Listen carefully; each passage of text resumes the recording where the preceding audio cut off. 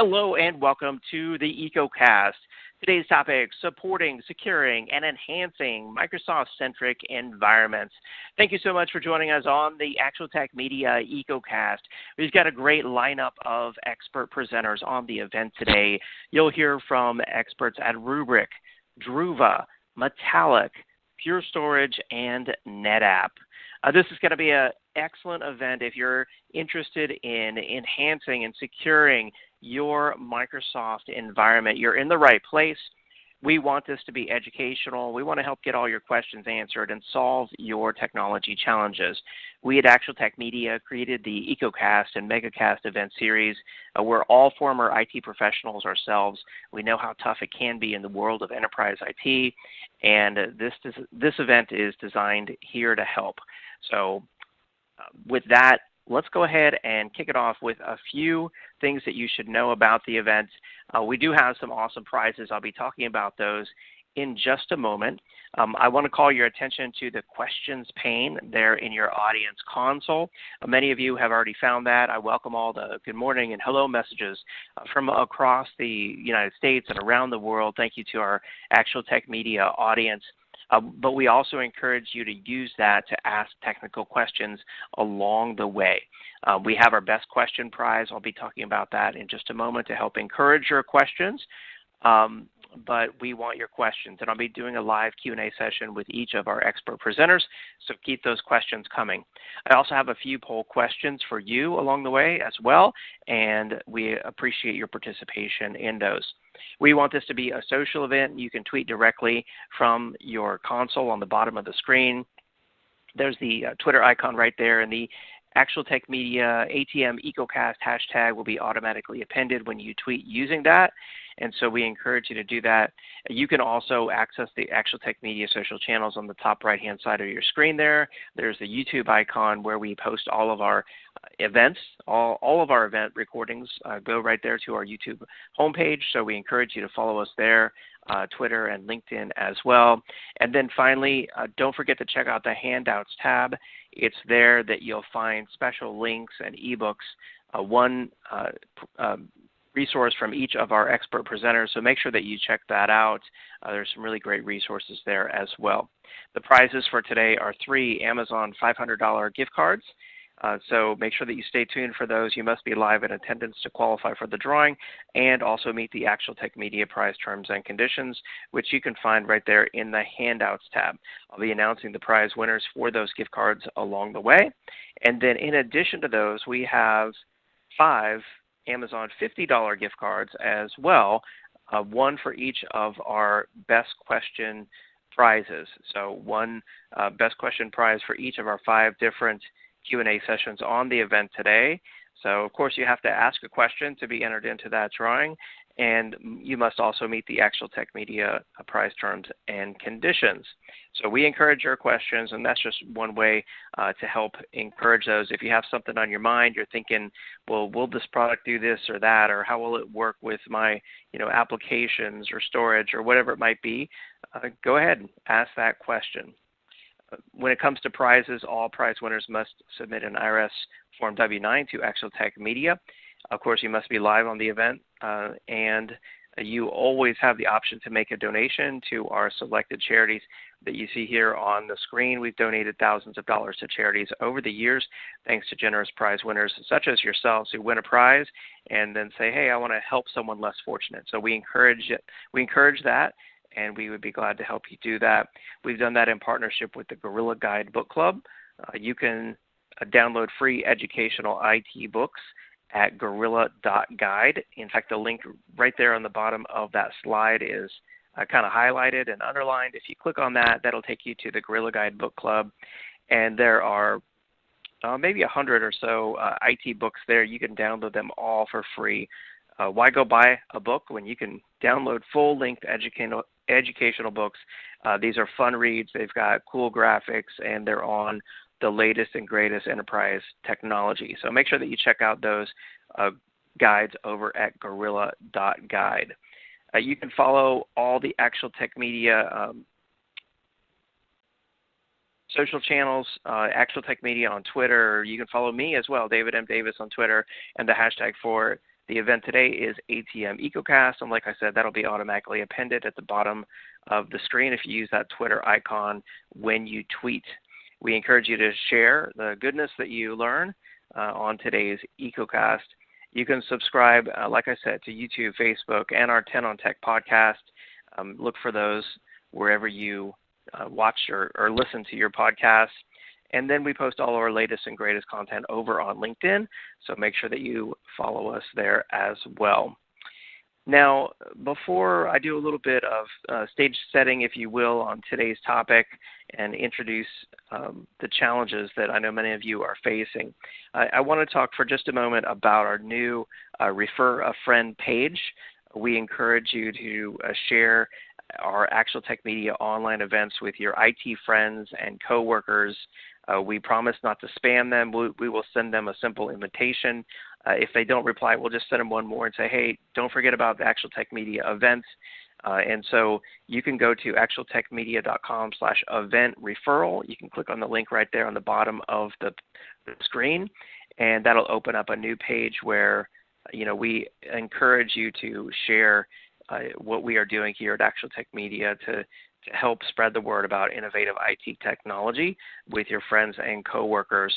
In fact, at the end of the event, you'll be automatically redirected to this page, and it looks like this right here.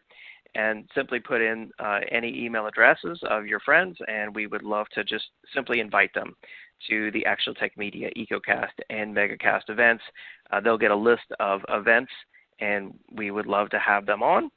And we appreciate you being on as well. So thank you in advance if you choose to share what we're doing here at Actual Tech Media.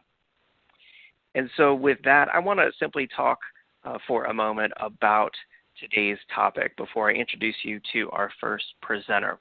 This event is all about supporting your Microsoft environment, enhancing security around it, and just overall enhancing the efficiency and scalability and availability of your Microsoft-centric IT infrastructure. And it doesn't matter if it's on-premises or in the public cloud, in Microsoft Azure.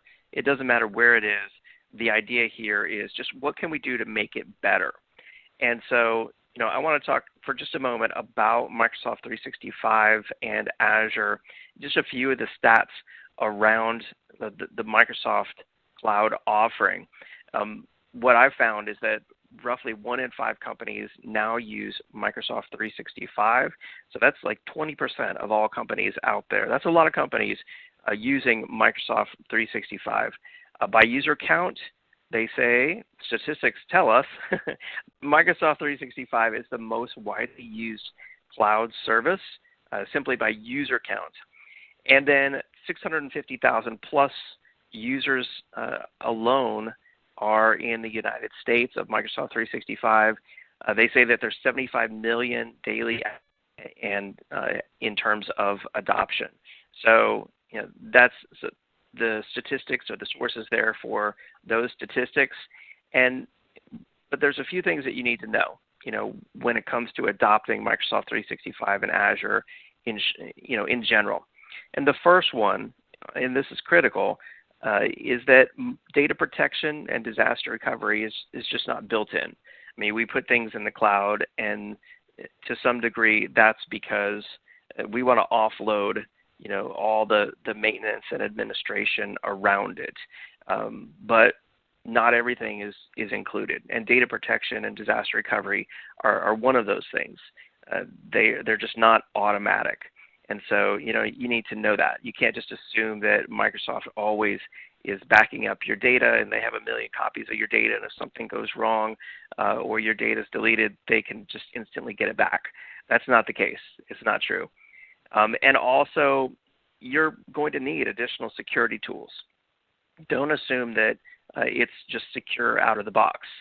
Maybe Microsoft has better physical security on their data centers than your data center, but you can't just assume that your data is secure just out of the box. They may not have any better security than you do when it comes to network security.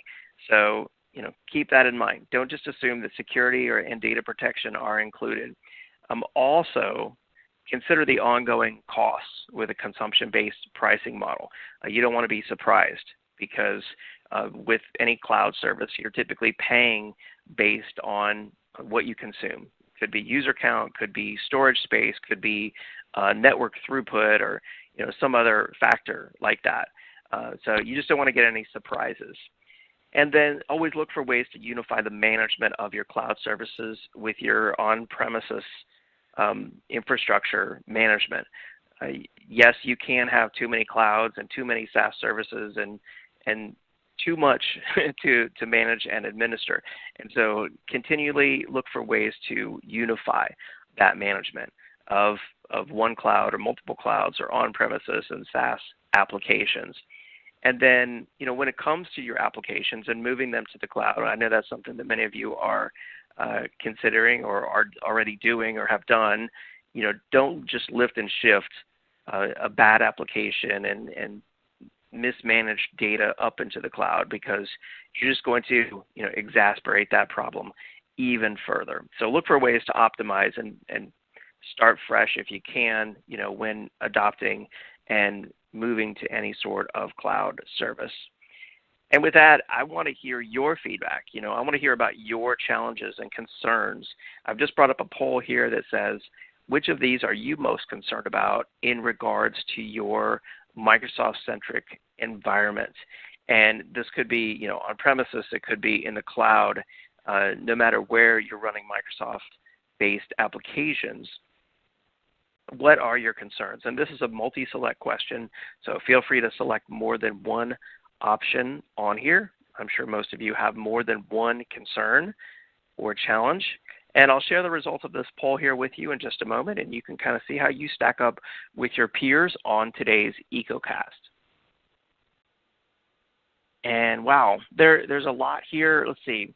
In terms of the top responses, it looks like 56% said security, threat protection, and ransomware prevention is their top number one concern, followed by very closely 51% data protection and disaster recovery.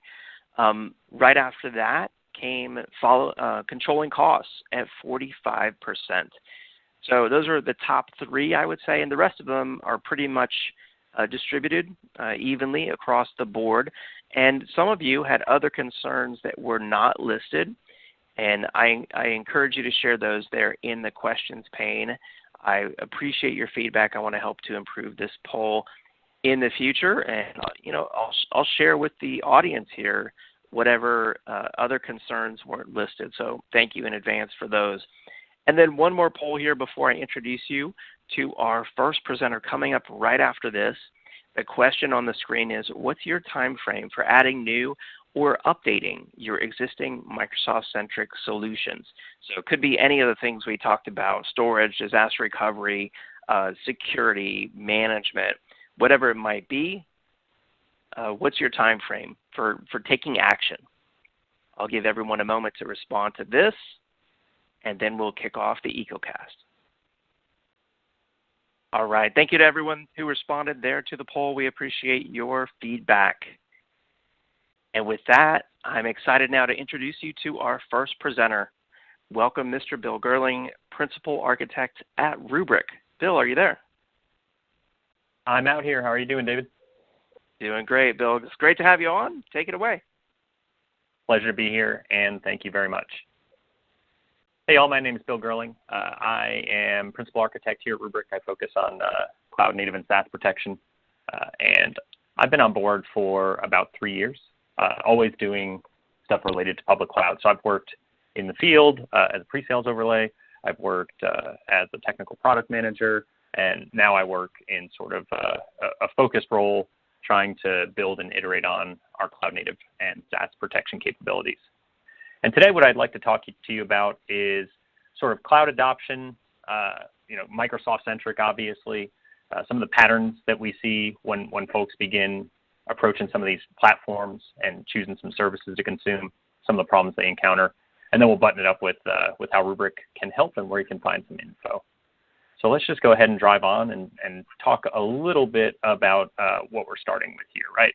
So the general theme that we see when we talk to folks in the enterprise, in the commercial space, public, private, it really doesn't matter, is that all of these folks are on a journey to the cloud. Oftentimes, they're moving en masse from the data center into a specific strategic cloud partner, Microsoft Azure being one that we see more often than not. Sometimes they're hybrid, sometimes they're multi-cloud, sometimes they're hybrid cloud, sometimes they're all in on an en masse lift and shift just to get everything out of the data center and into the platform. As David had said, not necessarily a desirable migration pattern. We'll touch on that a little bit later, but sometimes the one that you have to choose if speed is of the essence. And sort of in parallel, there's all of these modernization and automation efforts underway, right? And that can be infrastructure automation and modernization. It can be application modernization, rationalizing sort of the components of your applications, decomposing them, building microservices around them, things of that nature. These are all key components of a cloud journey. And so any solutions that you build or adopt should integrate with these patterns, right? And obviously, ransomware, top of mind, in the news nearly every day. I won't beat that drum too hard, but it is certainly something that is at the forefront of every organization's mind as they sort of adopt these new cloud technologies and begin building with these new patterns. And you can see here, it's kind of a tug of war, right? Because it's go fast mode versus security and governance, but it's the nature of the beast, and it's what folks are trying to solve for. And so we're going to talk a little bit about cloud adoption in general. We're going to touch on some frameworks and some best practices that Microsoft sort of espouses and evangelizes, and then we're going to talk about how Rubrik can help you follow some of those patterns and some of those best practices. So let's start with why do folks pivot towards public cloud, and often pivot really aggressively towards public cloud. First and foremost, it's about speed.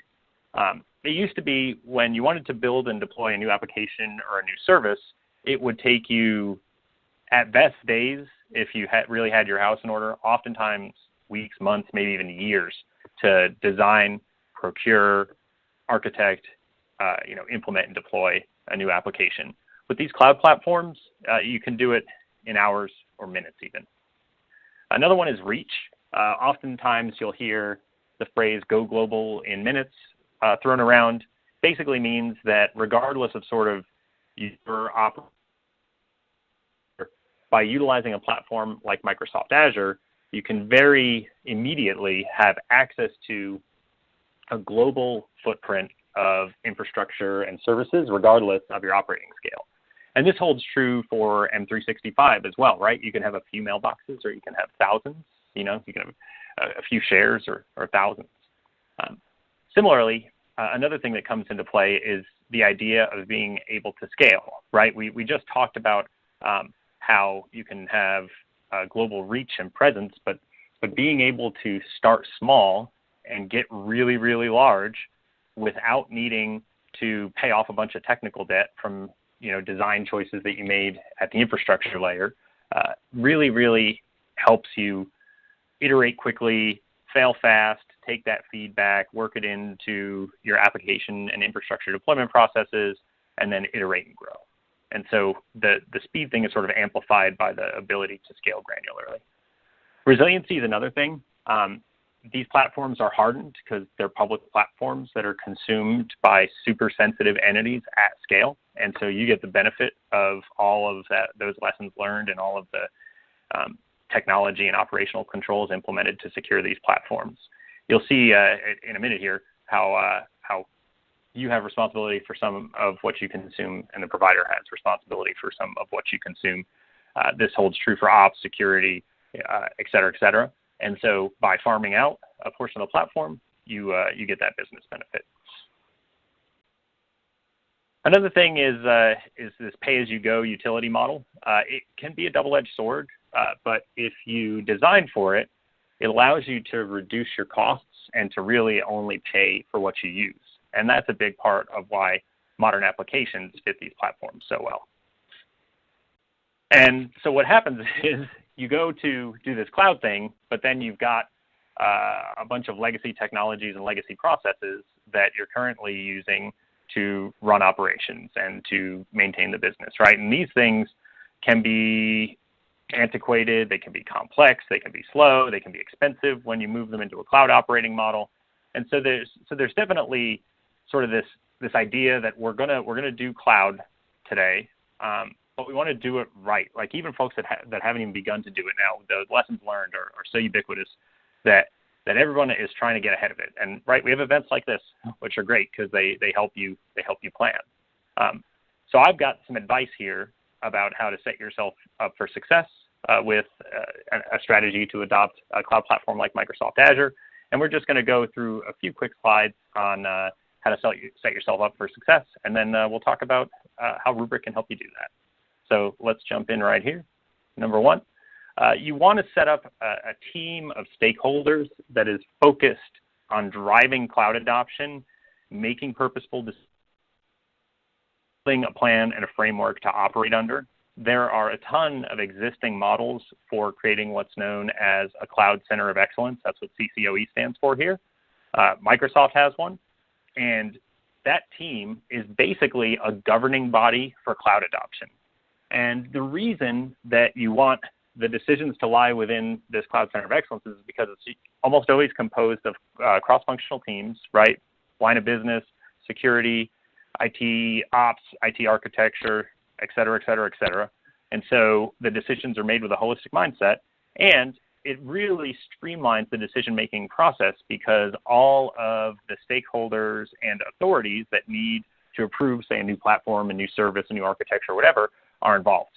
Unlike traditional IT, not a knock on traditional IT, that really is just meant to be a traffic cop. Traditional IT is meant to enforce existing standards. And so if you give them governance control over cloud decisions, they're just going to draw a hard line. You're not going to get those things that we discussed earlier as far as benefits of adopting the cloud platform.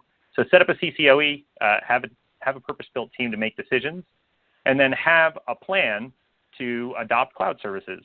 Microsoft gives you this cloud adoption framework that will help you build a strategy based upon the business's desired outcomes, that will help you build a plan to implement that strategy, that will walk you through your adoption patterns, including migration, provisioning, app decomposition, refactoring, things like that. And then it'll help you govern and manage it long term so that you know that you've got everything safe, secure, cost efficient, et cetera, et cetera. App mapping is another important thing. I like to say start with visibility. So before you go to migrate, and the cloud adoption framework I just mentioned will sort of lead you down this path, you're going to want to know what your applications talk to, right? And what dependencies that they have. And this is super important because you're probably going to break them up, and you're probably going to put them in services that charge you when you traverse certain network boundaries or when you make some number of API calls or what have you. Also, you may have dependencies on things that are going to stay on-prem or on cloud services that are not necessarily aligned with where you're planning on provisioning this application. So just know how your apps are built, document it, know how they talk, know where they talk, know what dependencies that they have, and that's not just on infrastructure or other apps, but also external third-party services, managed service providers, things of that nature. Another thing is you can start before you even move to try and do this thing that's known as WellArchitected. So Microsoft has a WellArchitected framework, and I'll show you some of the pillars of it on the next slide. And basically what that framework will help you do is prevent yourself from ending up in a situation where you build one of these machines in your cloud platform, right? This is a Rube Goldberg machine, which is, I think most of y'all probably know what this is, but basically it's an overly complicated machine that achieves some simple purpose. And so here the napkin wipes the guy's face through this random assortment of linkages and whatnot. And so to avoid this, look to the WellArchitected framework that Microsoft publishes. It's got 5 pillars, and those pillars will help you build a secure, reliable, performant, cost-efficient, streamlined application framework for whatever application it is that you want to deploy onto Microsoft Azure. Also, once you've got all the governance in place, find low-hanging fruit and experiment, right? So find some easy use case for the platform and try a couple different ways of implementing it. Do some blue-green, some A/B testing. Consider paths instead of just lifting and shifting stuff like David had mentioned. Once you've got governance in place, it's a playground, and it's meant to be a place where you can experiment and learn quickly. And then don't be afraid to be hybrid. You don't have to lift everything en masse into these cloud platforms.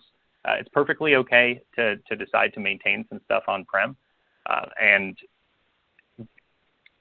extract whatever value or investment that you've made in those platforms. The vast majority of the customers that I talk to still have a good chunk of their estate on-prem, and what they're doing is they're doing app rationalization, and then once they've rationalized their applications, they're moving them to the cloud. If they've got existing investments in infrastructure, skill sets, software, whatever, one of the valid options is choosing to retain that in its current state until you're ready to move it. And that kind of brings us into the patterns that you might see when you go to move things into Microsoft Azure. So first things first, you've got a few different ways that you can move an application, and you need to kind of pick one for each app that you're planning on moving.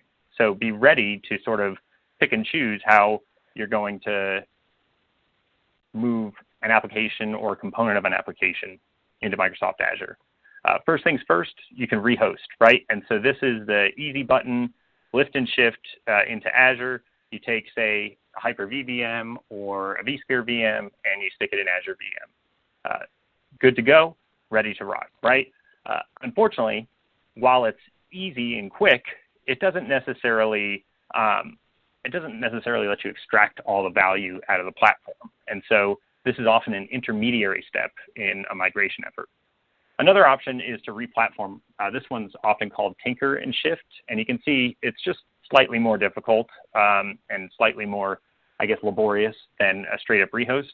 The example here would be like taking a Microsoft SQL database and putting it in Azure SQL database or Azure SQL managed instance. There you give the platform provider the ability to pass along some of those platform benefits to you by managing the underlying infrastructure, and you just consume the database. So that's an example of a replatform. Repurchase, I call it SaaSify. The easy example here is, Exchange on-prem to Exchange in M365, right? Move that data, consume the whole thing as a service. This is a very common pattern and is quite easy as well. Refactoring and re-architecting, trickiest thing to do, but definitely the right way, right? Decompose some monolithic app into a bunch of smaller services, peanut butter spread those services across the cloud platform so that it can take advantage of sort of the horizontal scaling of these platforms, and so that it can spin up and spin down based upon demand. Retire, if you're not going to keep it around, don't move it to the cloud.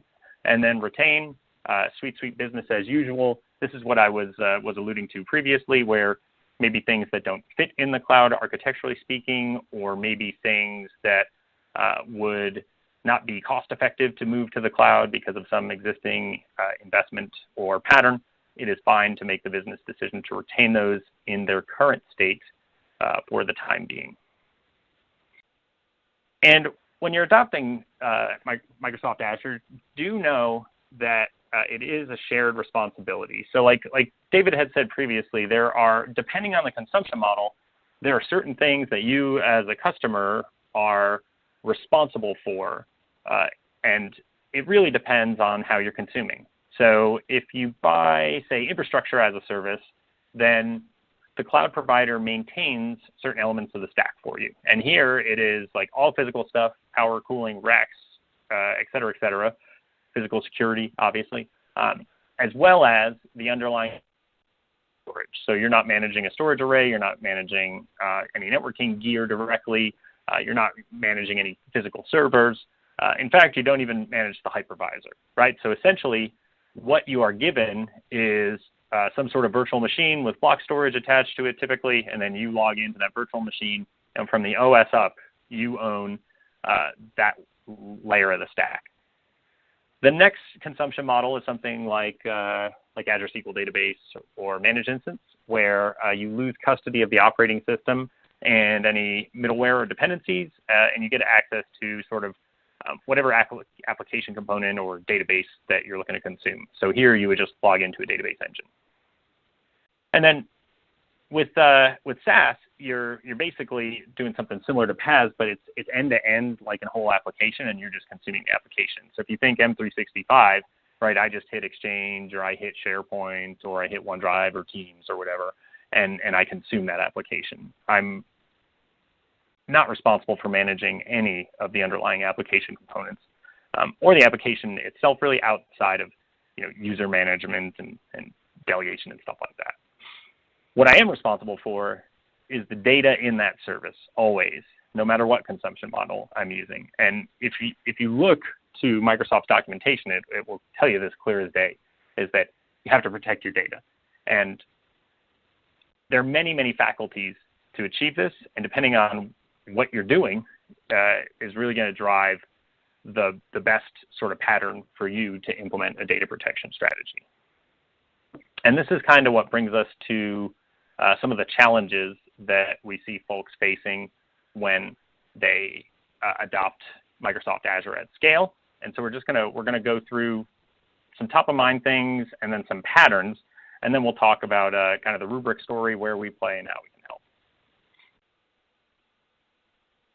So why do folks find data protection and data management to be difficult once they begin adopting cloud platforms and SaaS en masse? The first thing is that these efforts inherently fragment data. So if you think about all the patterns that we just discussed and all of the options that you have, and then couple that with the fact that there's many, many platform options, right? I mean, just think about a file workload. For example, I could run a file server on-prem. I could run a file server in Microsoft Azure as an Azure VM. I could use Azure files. I could use Azure NetApp files. What am I going to do? Where is the data going to land? Different teams make these decisions.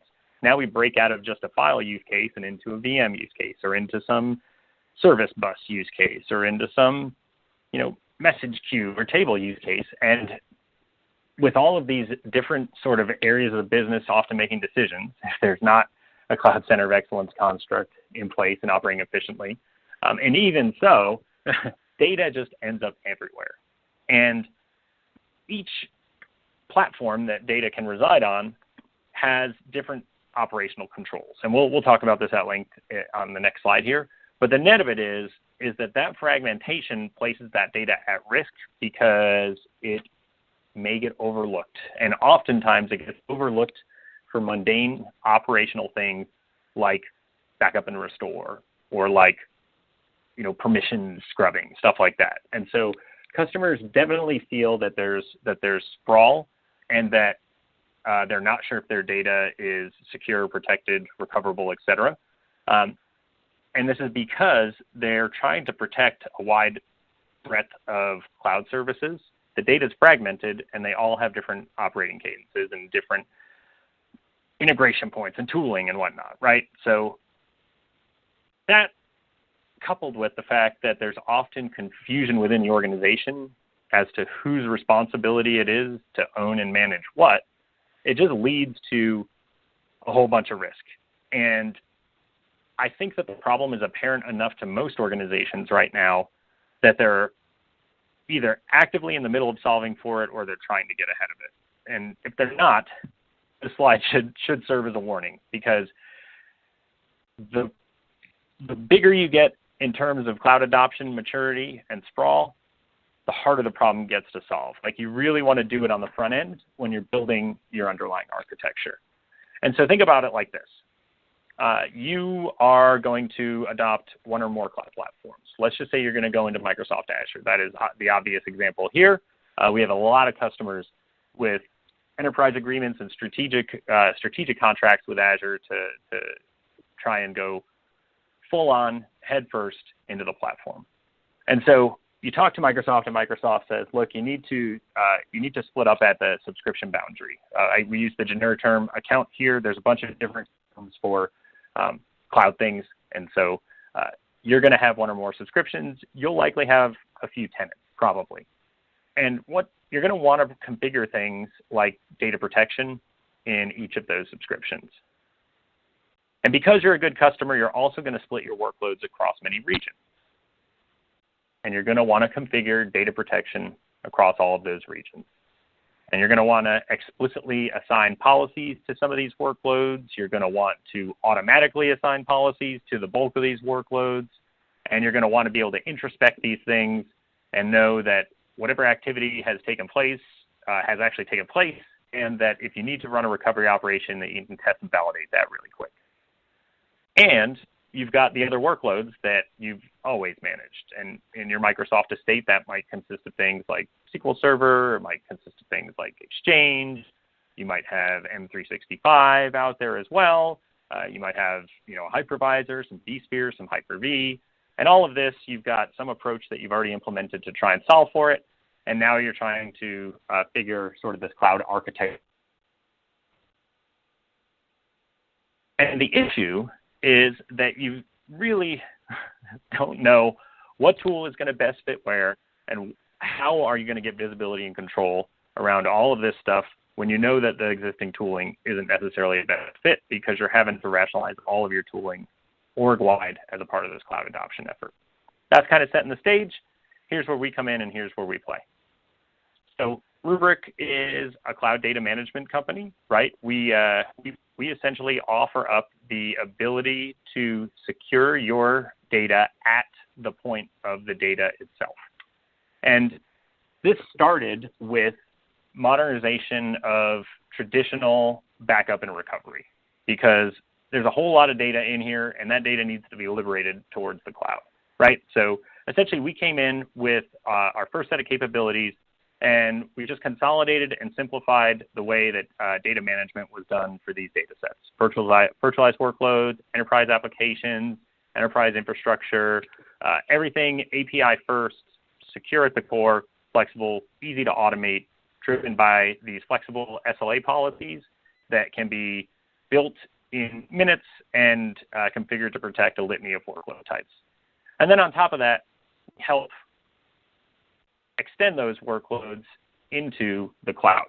So Microsoft Azure, for instance, we can run workflows that will put data there. We can run workflows that will migrate workloads there. We can run workflows that will protect data there. We'll talk about some of those capabilities in the coming slides.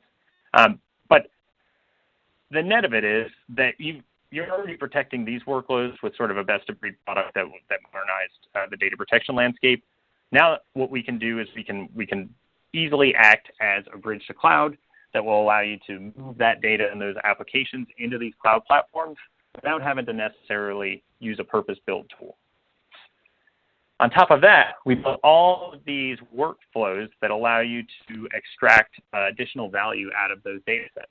So, for example, if you have file workloads, we can introspect those files, and we can see what the contents of those files are, whether or not there's any sensitive data in there.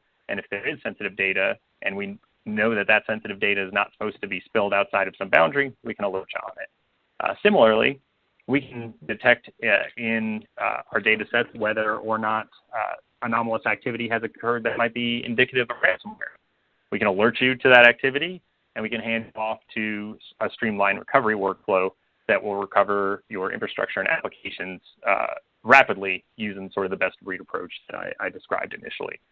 So that is kind of a general overview of the space that we play in as a company here at Rubrik.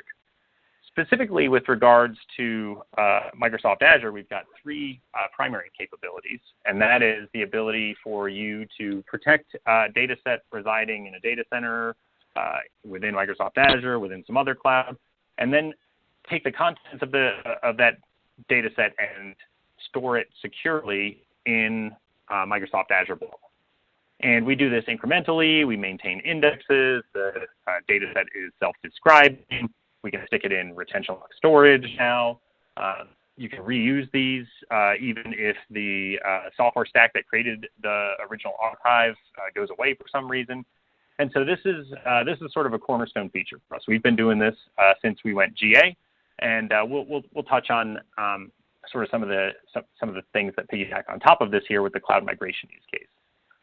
So assume that archiving your data into Microsoft Azure, and now you want to move some workloads up there.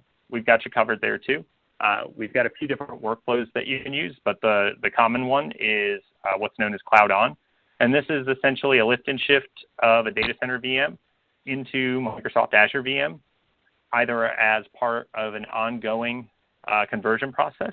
So think like I take a backup maybe a few times a day.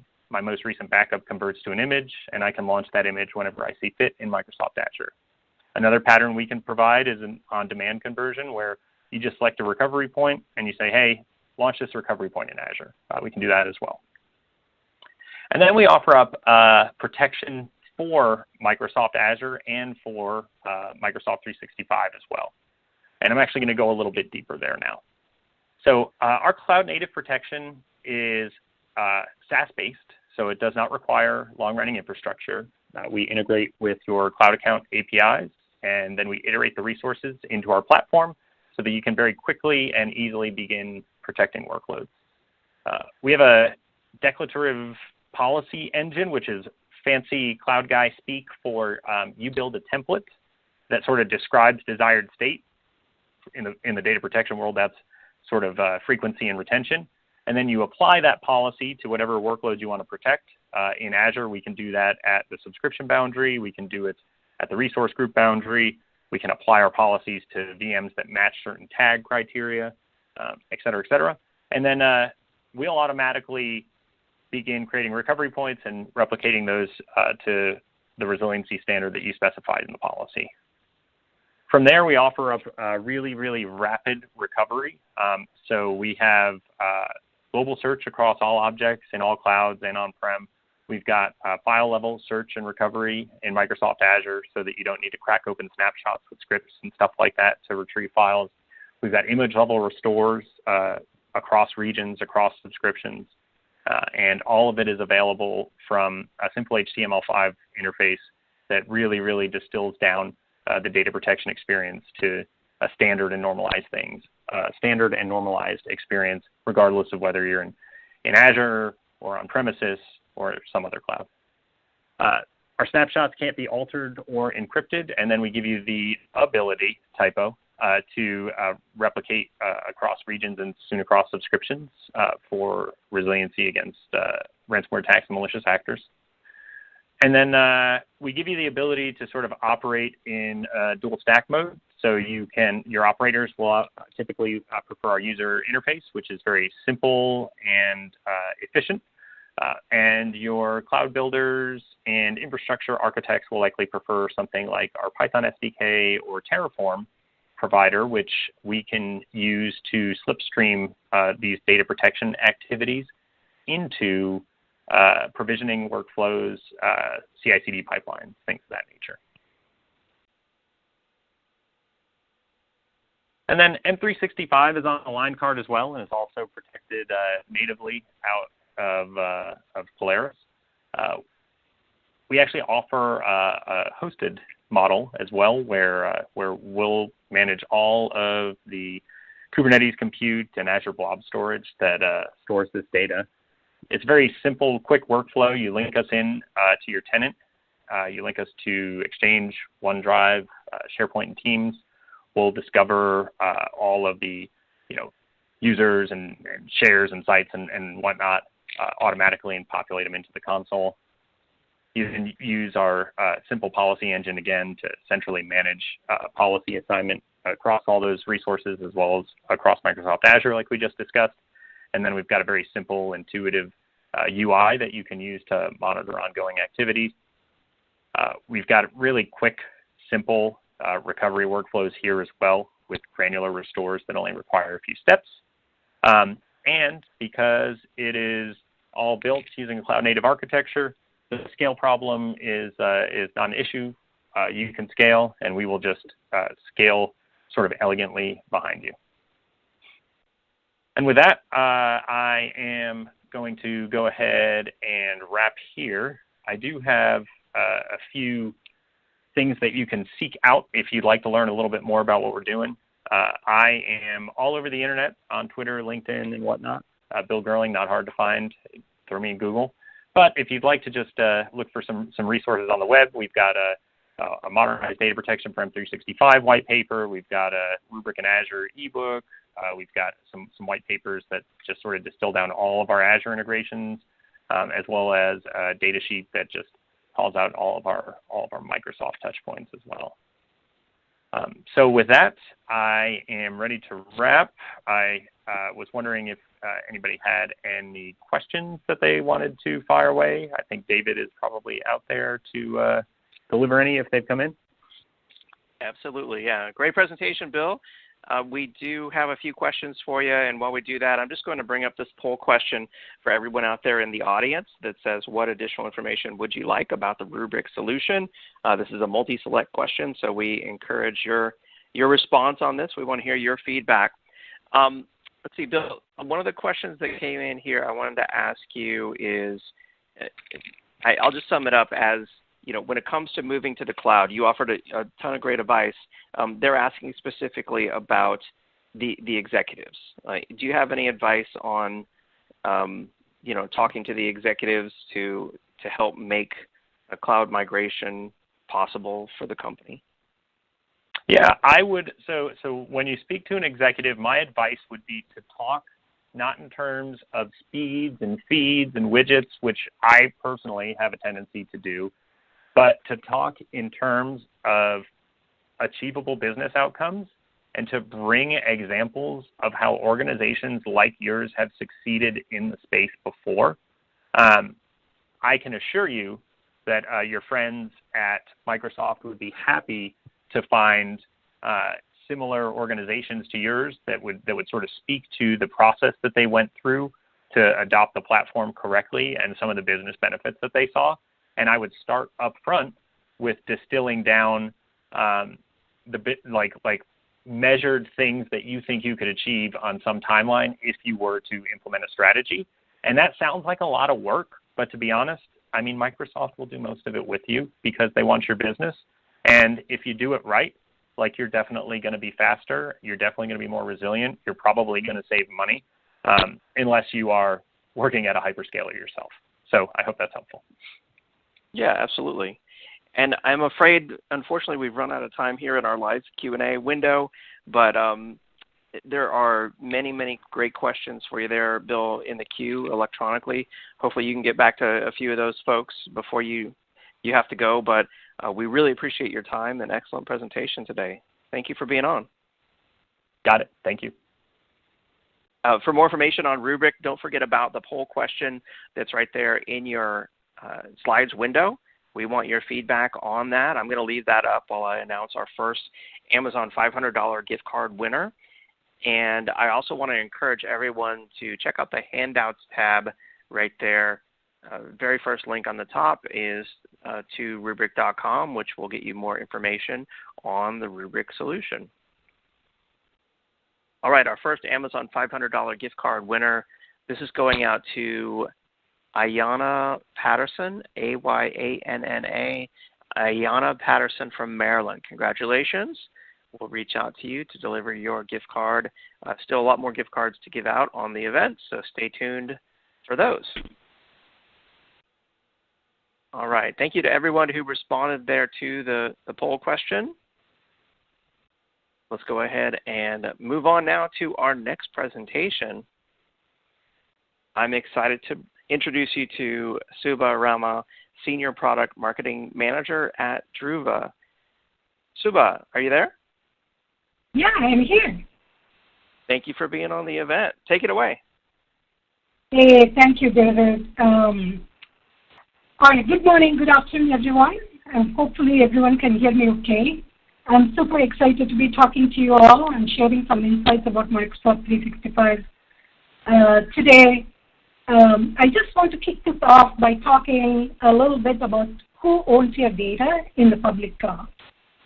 So a couple of months ago, we were actually talking with a tier 1 analyst firm, and one of the things they shared with us actually caught us by surprise.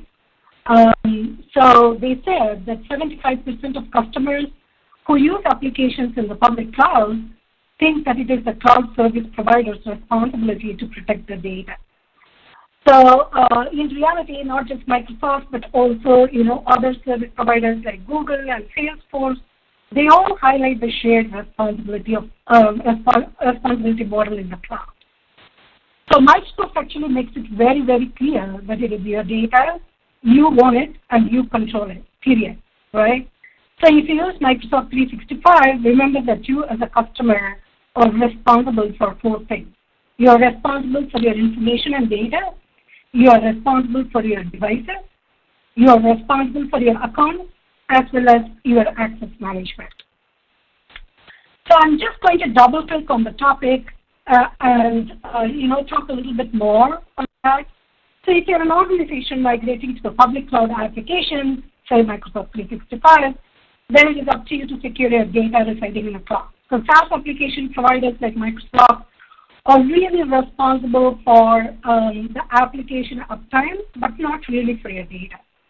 So Microsoft says, and I'm going to quote now, SaaS solutions such as Office 365 and Dynamics 365 offer capabilities to protect customer data.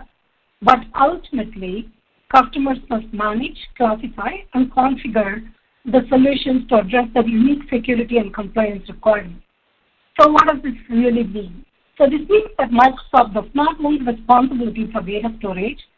It's not built into their SLAs, and when you actually lose data, you cannot actually hold them accountable in any way. So this is what we call as the shared responsibility model.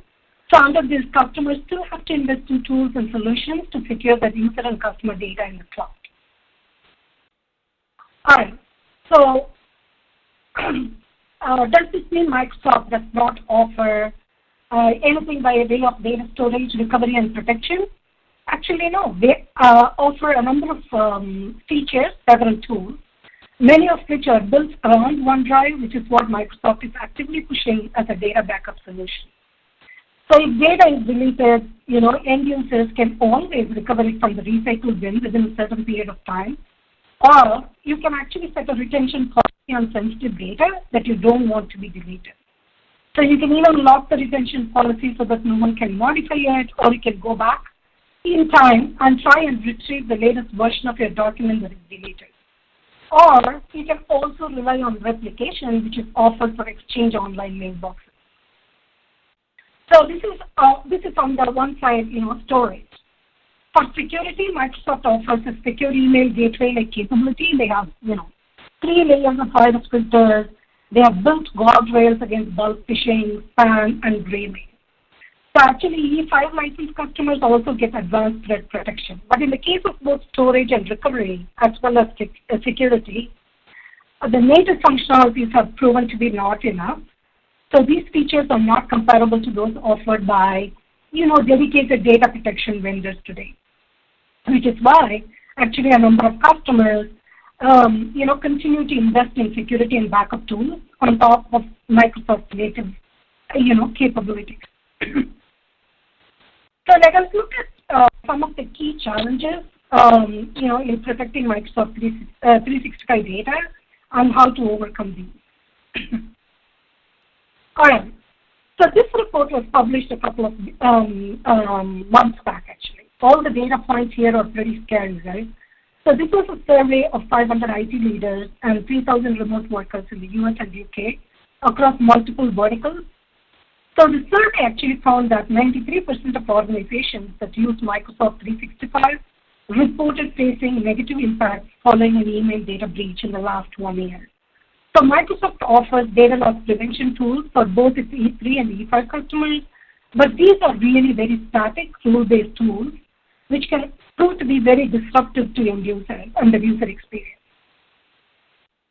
Then there are the next set of challenges. These are the external attacks that you hear about almost every day, right? So the attack surface for organizations is actually expanding rapidly even as we speak. So account takeover, business email compromise, ransomware, just to name a few of them. So Microsoft relies heavily on authentication using tools like SPS, DMARC, and DKIM to detect email and domain spooks.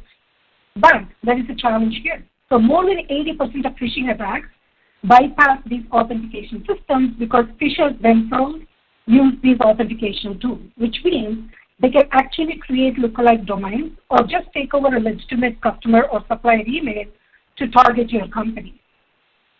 Also, implementing DMARC, DKIM, and SPF correctly is a very complex process. which is why only, even among Fortune 500 companies, only 20% of them have implemented, DMARC authentication so far. So in such a scenario, the question is, what happens to your data in case of a breach from external attacks? All right.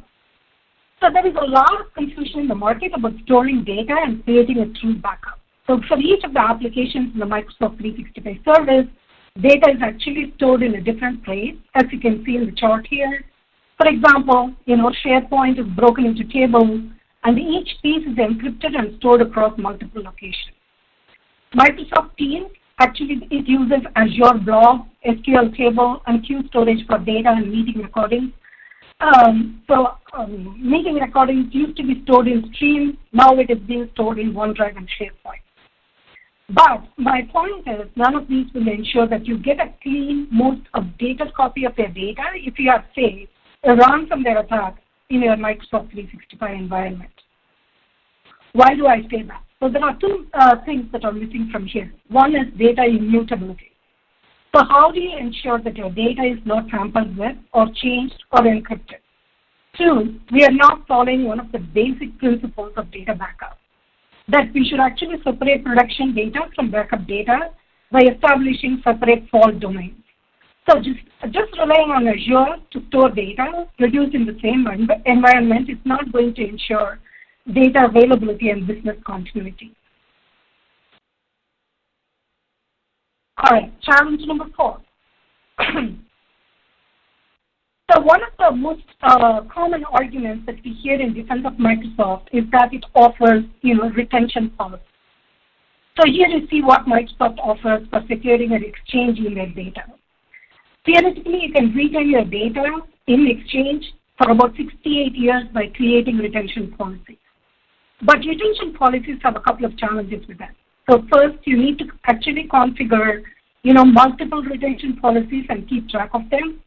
Secondly, if you apply a new retention policy to a mailbox item, it can take up to 7 days for it to come into effect. Sometimes a retention policy does not work because they were not configured correctly.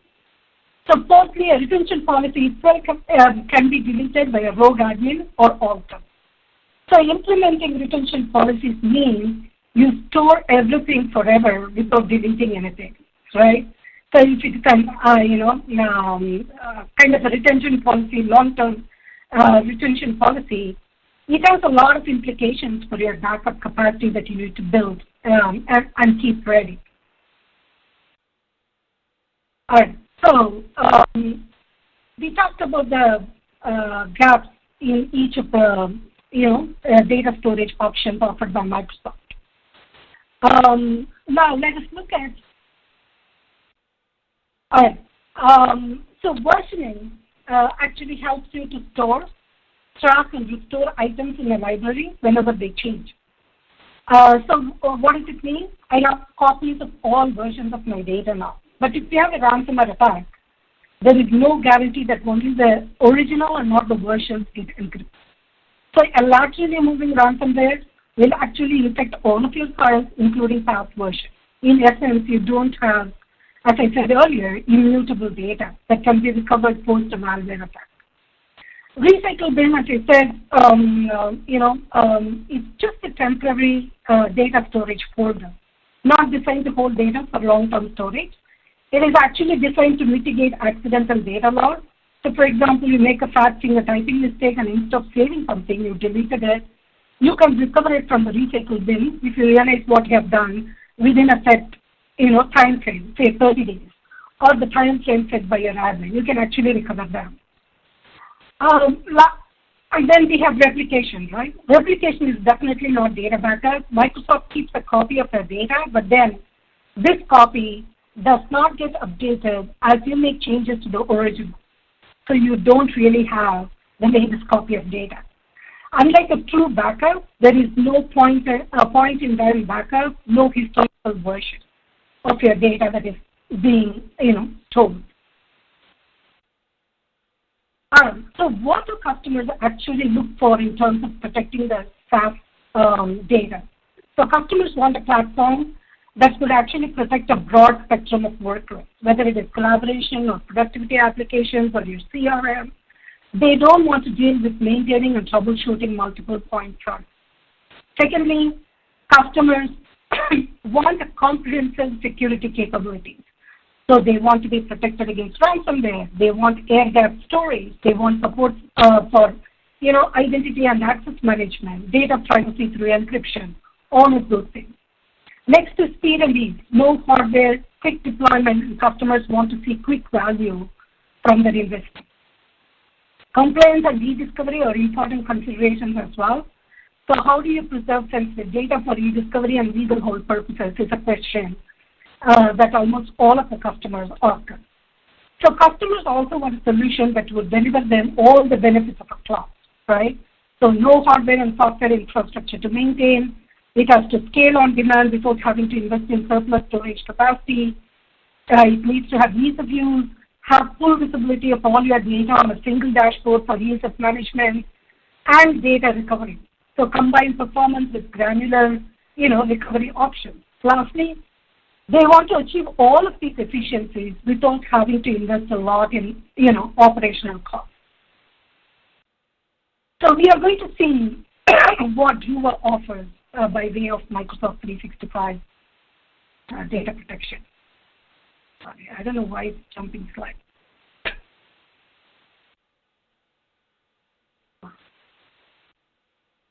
All right. So what are the workloads that we support for Microsoft 365? We support 4 key applications: Microsoft Exchange Online, which includes calendars and public folders.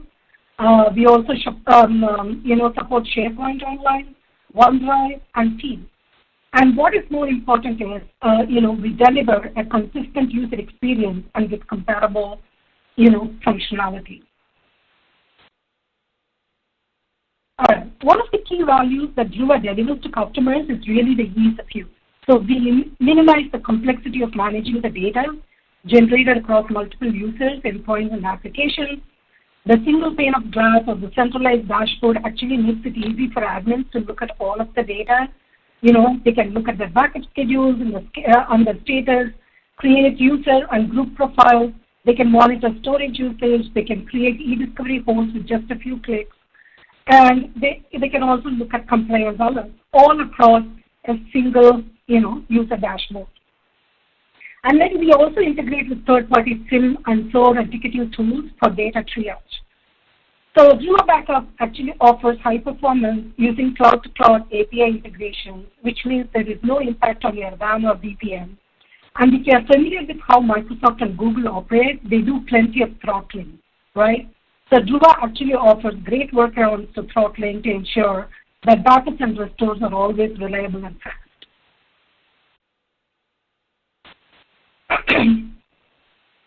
All right, in terms of restore efficiency is normally measured by how fast, flexible and granular these are. So we can support multiple data loss scenarios, whether it's an accidental deletion of a file by an employee, or malicious data exfiltration scenarios, data corruption, or even a bulk data loss like deletion of an entire SharePoint file, or even data recovery post-ransomware attacks. All of these use cases can be supported by the Druva solution. So for example, if a user just loses one file, it's very simple and fast for them to do a self-serve to recover that from an earlier point in time. You don't have to actually contact IT to do it. You can do it yourself. But if an entire site is lost, IT-led bulk recovery is where you want to go. So, and lastly, because your backup data is in the Druva cloud, all of these recoveries can be done by an authorized personnel from any location. So it is location agnostic. So Druva provides comprehensive support for this use case as well. So enabling you to do compliance. Usually people think compliance is hard, compliance is boring, expensive, and if you don't do it well, there can be a number of gaps for which you can be heavily penalized for. So compliance is another area where we help customers realize more value on the same user data you already stored in your backup. So one of the key things Druva does from a compliance perspective is actually automatic compliance monitoring. So once you have your compliance controls or policies in place, Druva can actually automatically monitor your data for anything that could trigger your policy settings, or you can do this for a variety of regulations like, GDPR, HIPAA, FedRAMP, ITAR, SOC, CCPA. So we alert you to violations and enable you to take appropriate action. So you can methodically delete non-compliant data, either in backup or in source or both. So this is something that we call as defensible deletion. So we provide out-of-the-box customizable compliance templates for many important regulations and allow you to create your own additional templates to meet your needs. So you can also use FedRAMP and metadata search to find and act on sensitive files. Finally, our compliance capabilities can be centrally managed and automated across workloads from a single compliance dashboard. All right. So I just want to end this talk by looking at some of the customer stories that we have. So WordTrack was a recent big win where we displaced a key competitor for Microsoft 365 data protection. Workforce actually uses Druva not just for M365 but also for Google Workspace and endpoint data protection. Integrion uses all of your automated compliance and modern e-discovery tools across multiple locations globally. If you actually go to druva.com, you can see more such customer case studies and references, which really speaks to the platform and how transformational it can be for customers.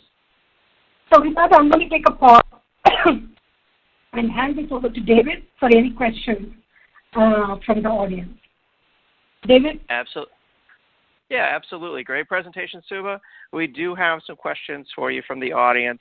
While we do that, I'm just going to bring up a poll for everyone out there that says, what additional information would you like about Druva? And we'll leave that up there, let everyone respond to that. Let's see. First question here, Suba, that came in, they're asking, is there any limit on the number of versions that Druva could store, say of a file? And is it based on snapshots, or how does versioning work with Druva? So there is no limitation on the versions that we can store. So the first backup of your data is the first full backup, and then we can take snapshots for the subsequent versions of it. So you can actually go back in time and can restore any version of your data from a certain point in time. So there are no limitations. There is a full backup and also the point-in-time snapshots that we support. Excellent. Excellent. Let's see. Another question here. They're asking, what's the pricing or licensing model for Druva? Is it based on the amount of data backed up, or how does that work? So it is actually based on the number of users. So we have 3 tiers of pricing. So business, enterprise, and elite. So these are incremental additional features at different price points. So yeah, the pricing is based on users, not really the amount of data. Got it. Okay. Good to know. And then another question here, they want to know, does Druva have access to customer data? No, we never have access to customer data. So we actually use encryption for data at rest and in flight, and we also use envelope encryption for storing your data. All the encryption keys reside with the customer. Druva does not have any access to the data unless for support and troubleshooting purposes, for which we follow very strict guidelines that we stipulate in our SLAs with the customers. So at no point of time does Druva have access to customer data. Good to know. Good to know. Okay. And then there's another question here. What they're asking is, does Druva support data residency across different geographies? Absolutely. So if you're a large enterprise with locations across multiple geographies, you need to have data closest to your location. So we do support all the 16 AWS global locations today. So pretty much it's a global presence. So irrespective of where you are, your data will always reside at the closest, AWS tenant. Okay. Okay. And then, so what's the best way for folks to get started with Druva? What do you recommend? Yeah, if you can go to the next slide, please. I'm not able to move the slides for some reason. So the next steps for any prospect who may be looking to evaluate our Druva, SaaS apps data protection solution is actually you can sign up for a deep dive demo of the solution first on our website. You can also start a self-service, fully functional, 14-day trial direct from the link here. And finally, we are also listed on the AWS Marketplace, so customers can actually purchase the Druva Insect software directly from there too. So there are 3 ways you can actually get hold of the solution. Very nice. Yeah, it sounds like it's really easy to get started with. A great solution that could help a lot of companies. Subha, thank you so much for your presentation today. Hey, thank you so much for having me. For more information on Druva, as Subha said, check out the links that are right there on your audience console. You can click on any of those to go directly into the demo or the AWS Marketplace. And also, of course, don't forget about the Handouts tab. It's there that you'll find another link that will take you to the Druva live demo as well. All right. Thank you to everyone who responded, of course, to the poll. It's now time for our next presentation. I'm excited now to bring on Mr. David No, Chief Technology Officer at Metallic. David, it's great to have you back on again. How's it going? Good. Thank you so much for having me. Really appreciate it. Absolutely. Yeah. Take it away. Great. Thank you. So thanks, everyone. My name is David No, as David just mentioned here. I'm the CTO at Metallic at Commvault. I've been with Commvault for 23 years now. Appreciate you attending the webinar today. And we're going to be talking about how you can simplify data protection across your Microsoft-centric environments, not just in the cloud, which is what a lot of SaaS-based data protection talks about, but also on premises across your heterogeneous environment. So I think it's obvious now that everyone's gone through a very rapid digital transformation. And not only have we all undergone this rapid digital transformation, but we've also accelerated our plans. So in general, everyone I speak to has moved their cloud plans forward from maybe 2 to 3 years out to 6 to 12 months out. It's a time of opportunity actually now that we've reacted to the events of the past 18 months. There's an opportunity now. There's an appetite for this transformation. I think the benefits of the speed of transformation have been realized, and so companies are looking at how they enhance remote worker productivity, how they adapt cloud more into their day-to-day operations, and how they can leverage that power. Right? How can they take advantage of new SaaS services and gain all the benefits from leveraging those? And then, of course, they still have the responsibility and requirement of maintaining on-premises business continuity. I think most companies are not going to be moving to a complete cloud environment, perhaps ever. There's always going to be, or for some time, going to be some on-premises component workloads. You just can't move workloads that are running on Windows 2003 and 2008, older versions of Unix and Linux. But one thing that companies have really been leveraging are the Microsoft technologies and capabilities in order to accelerate this transformation. And again, not just in the cloud, but also on premises. And I think Microsoft has been quite clear in talking about how hybrid environments really are strategic to them and a focus for their business moving forward. So it's something that is only gaining speed and steam among all of the companies that I talk to in general. But with this transformation comes a new set of risks and concerns to mitigate, right? And it's not just kind of the normal things like data loss and hardware failure and natural disaster. Those are all generally taken care of for the most part by cloud and SaaS providers. But really, it's new challenges that come with adopting new services and new features, right? Things like managing data sprawl. Every time you take advantage of a new service, a new SaaS service, you have your data in a new place. No longer do you have everything in your data center where you can manage it. Now you have to understand that your data is spread out, possibly around the world, right? Multiple clouds, multiple services. With this distribution of data comes a greatly increased surface area for attack from ransomware and malware, and even malicious insiders are becoming more and more prominent, right, in combination with these external attacks. And that's top of mind for everyone. With these concerns are obviously all the responsibilities that you have in a shared responsibility model, whether you take advantage of a cloud service or deploy software or services on your own. Things like cost control and making sure you're compliant with all industry regulations. And then above all else, of course, is privacy and data security and making sure that you still have control of your data, because it is still your responsibility, no matter what service you take advantage of, whether you deploy on-prem, in the cloud, or in a SaaS service. And with the adoption of new services, comes the need for data mobility and adaptability. I think flexibility in deployment and speed of adoption is become more critical than ever for companies looking to transform their businesses and take advantage of these new technologies.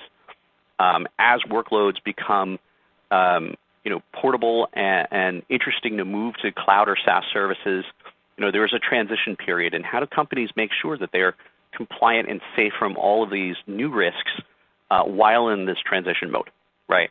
While adopting new technologies. And that's not something that's going to stop. It's not like you're going to hit steady state necessarily anytime soon. Looking at these new technologies requires that you have a comprehensive plan in place for data protection, which should be considered as part of your security posture, right?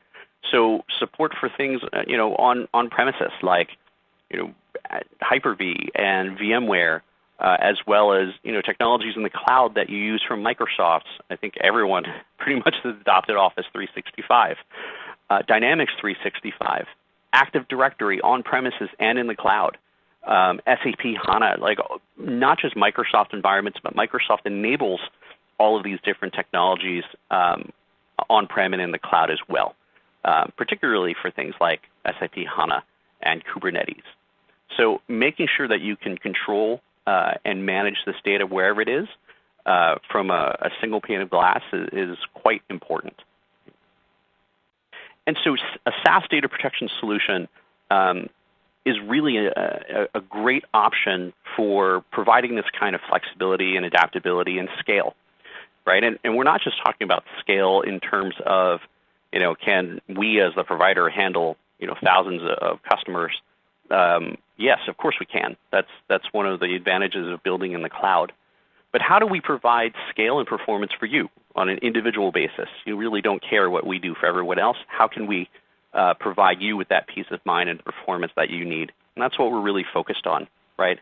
And SaaS gives you that, plus all of the benefits of flexibility of deployment, speed of implementation, simplicity for usability, right? Being able to handle hybrid environments.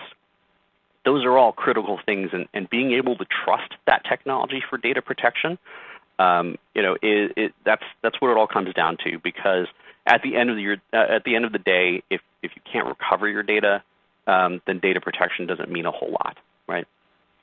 So with all of those factors in mind, we've taken the technology of Commvault, which we've built over the past 20 plus years, 25 years. We have a strong product and IP portfolio, and we've combined that with the best of SaaS, all those characteristics I just talked about: flexibility, scalability, security, performance, and we have brought out Metallic. Metallic is Commvault's portfolio of SaaS-delivered data protection services.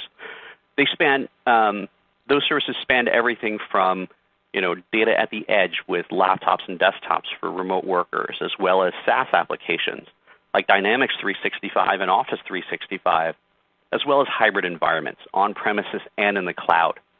So for Microsoft, wherever your data is, right, we can reach it and manage it and protect it.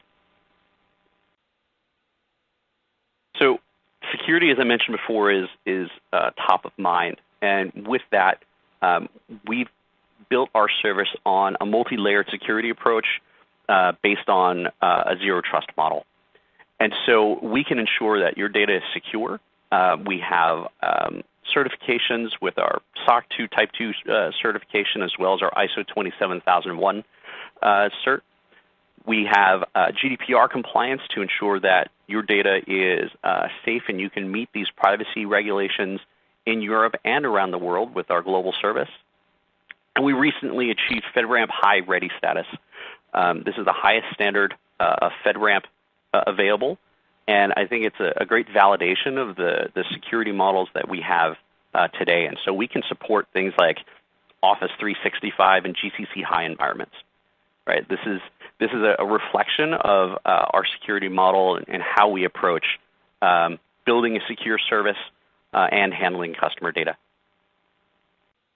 So let's take a quick look at the product. Let's see here. So this is the hub. It is the central UI for how you interact with Metallic. It's made to be simple and straightforward and clean and give you access to what you need when you need it. All of our services are here, and you can bring up any of these tabs that you want. You don't have to have the tabs that you don't want, and so it's customizable for you, right? The most common operations per service are here. You see all of the data that you want per service. At the bottom, you have the most common operations like user management and how to get documentation and how to get support. And if you want, you can even go ahead and chat with our support team. So it's very straightforward in terms of how you can access all of the functions you need on a day-to-day basis. If you look at something like Dynamics 365, actually all of the services, the configuration and general operation of the service are guided. So we've taken that experience and we've taken the technology that we've built and we've provided the best practices for you in an easy to understand way with smart defaults. So you can do things like configure backup of an on-premises VMware environment with a local backup copy and make it extremely straightforward to have that plus a cloud copy for longer term retention. And normally flexibility kind of begets complexity, but in this case, that magic combination is what we know and have heard from our customers is the desired one, and so we make it extremely easy. Obviously, these are all just defaults. You can do whatever you'd like, but we provide that guidance right in the product. Configuration of something like Dynamics or Office 365 is very simple. You configure an app, an Azure app for secure access to your environments, and we can take just some credentials and get that access up and running extremely easily.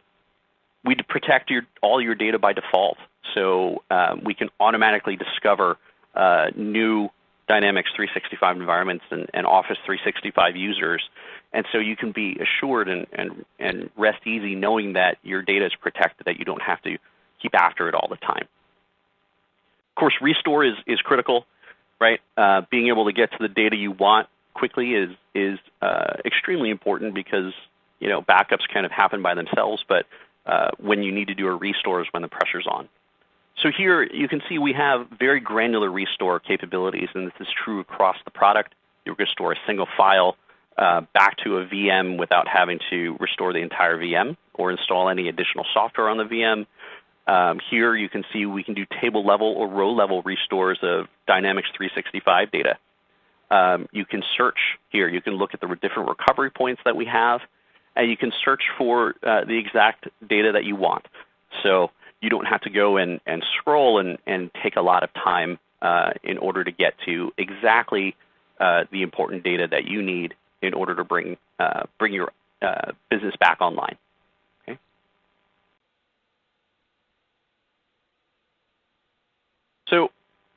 one great thing that we're really proud of is that, in the 10 years that Gartner has published a Magic Quadrant for enterprise backup and recovery software solutions, we have been a leader all 10 of those years. So we're 10 for 10. We're very proud of that. We've also been listed as the highest as the leader and have the highest scores across all use cases in the critical capabilities for enterprise backup and recovery software solutions. And the innovations we have in cloud-native data protection and data protection as a service really help define that continued leadership and show our vision for the future. We've been able to, and fortunate enough to have won a number of accolades from the industry, including a Gold Stevie. We were named a Best Product for the IT World Awards, which is fantastic, and we've been called Cloud-Based Backup Done Right for a Change. And while these are all nice, what I really focus on is what we hear and see from our customers and the value we can bring to them and the peace of mind we bring to them on a day-to-day basis as well.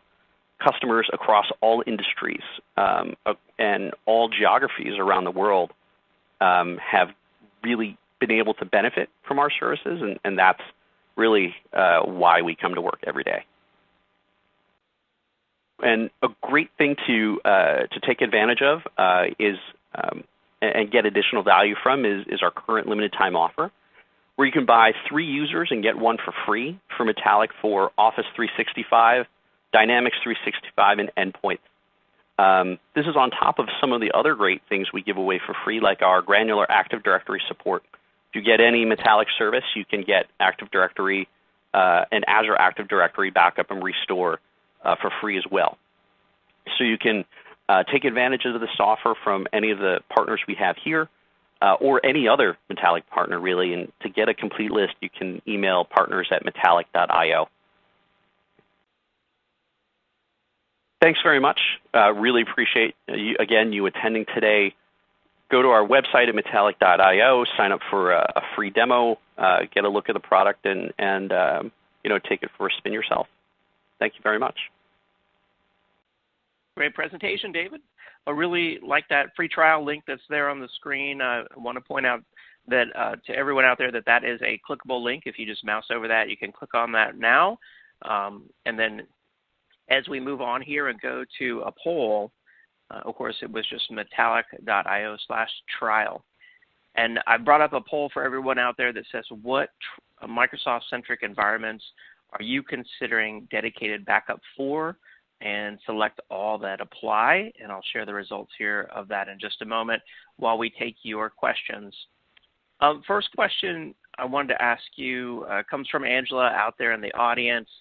She wants to know, are there any fees associated with data restores, such as ingress, egress, or simply restoring data? Yeah, great question. So for Office 365 and all the others, there are no fees. So egress is entirely taken care of by the service. Got it. Okay. Good to know. I like that. Another question here, follow-up, I guess Angela is also asking, she says, we're running Dynamics 365 CRM. Is Metallic able to provide us with granular control? How does it handle the backup for sandbox or dev or and UAT environments? That's a great question. So yes, I mean, we can do very granular, so in general, right, not just for Dynamics, but for other services as well. One of the things we focus on is very fast backup with very granular restore, right, capabilities while preserving performance. And so with Dynamics, you can restore an entire environment. You can restore individual tables. You can restore individual rows in those tables, in place, out of place. That's all available for you. And the sandbox part of that question is interesting because normally backup and recovery is just used almost like an insurance policy, right? But for Dynamics, you can actually use it to seed your sandbox environments and update your sandbox environments, and that really brings Metallic more into the normal day-to-day production and DevOps side of the house, so you can get even more value. Excellent. Yeah, I like that. We need more and more value. Another question here. can you run multiple tenants through one dashboard? This question comes from Scott. Oh, great question. So, yeah, actually you can. So multiple tenants of things like subscriptions for Office 365, multiple Azure subscriptions, right? They can all, for say VM backup, they can all be managed through a single interface. Yeah. Nice. Bradford is asking, or he says, it sounds like Metallic is a backup as a service for use by SMBs to enterprises. Is that true? And then also, what's the licensing model? Oh, great question. So, yes, we have customers that really span a broad spectrum, right? We have, users in 5 and 10 seat or 10 VM environments, all the way to, large global enterprises with tens of thousands of users each, and many hundreds of terabytes into the petabyte range. And I think that scale and flexibility is kind of demonstrative of how Metallic can grow with you, right? You can start with kind of a limited deployment and grow overall. In terms of licensing model, each product can be purchased, each service that you see, right, Dynamics, Office 365, Endpoint, the others, they can all be licensed independently. There are user-based licenses for Office 365, Endpoints, and Dynamics. You have per terabyte pricing for things like our file and object backup and database backup. And file and object may be at a different price point, but it's all front-end terabyte. We don't charge you for the storage space on the back end. In terms of, how, if you want a local copy and you want a cloud copy, we don't charge you any more in the service for it. So that's up to you. Pricing is actually available on metallic.io for your leisurely browsing. Nice. And then next question here, how does Metallic handle data residency for Office 365 and Dynamics 365? Sure. So that is, of course, critical. We support data around the world. Metallic is for sale already in 24 countries. We support data from just about any other country in terms of residency. We have deployments in the U.S., and Canada, and Europe, and Asia, and Australia. And so what we allow our customers to do is to create policies which define the regions where they want to store their data. For something like Endpoint, we'll automatically figure out where the endpoints are and associate them to the right policy. Or you can tell us in Office 365, for instance, what groups should be backed up by which policy, which determines the location. So absolutely, we can satisfy a myriad of data residency requirements. Excellent. And then I want to call everyone's attention to the second poll I brought up here on the screen that says, what additional information would you like about the Metallic solution? And I'll leave that up here just a little while longer while we take just a few more questions. Henry's asking, what about testing? How do we know that the backup data is valid and has integrity, so that when we do a restore, it's really going to work? Oh, that's a great question. And so, we've come across this, of course, many times in our 25 years of being in business. And data integrity is validated by a number of features and functionality that are built into the service. These are all features that we've had in our portfolio for many, many years. And so, it's an example of how we can leverage Commvault technology in our cloud native service to be able to deliver features that especially like our enterprise customers want, right? We can validate that data on a regular basis. You can schedule restores and restore on a regular basis to validate the data. And so we ensure data integrity at all aspects of the data lifecycle. Excellent. And then in terms of the architecture, there's a question out here. They want to know, is this hardware or software only or both? Oh yeah, absolutely. So the service in of itself is pure software, right? But one interesting thing I talked a little bit about earlier is that we do give you the option to have a full copy on premises, for instance, if you're backing up on-prem data sources, because you don't want those to necessarily be limited by restore bandwidth from the cloud, right? And so you can have your own hardware there for that if you'd like, and that's all under your control. The amount of retention you have, it's not a cache, right? It's a full backup copy. And an option that we give you is to combine Metallic with our HyperScale X scale-out storage solution. So if you want, very dense, scale-out, performant, and cost-effective storage, we can provide that for you as well, right? That is an option for you. So you can think of that as like, an Azure Stack deployment or an AWS Outpost deployment. It's really the Metallic footprint at the edge, right? So you certainly don't need to. You can use Metallic in a cloud-only fashion, or if you have larger data sets or more stringent recovery requirements for on-premises data, we have a number of great options for you. And again, that's the power of the Commvault portfolio working together. Nice. Very nice. Another question here. How do secondary copies work with Metallic?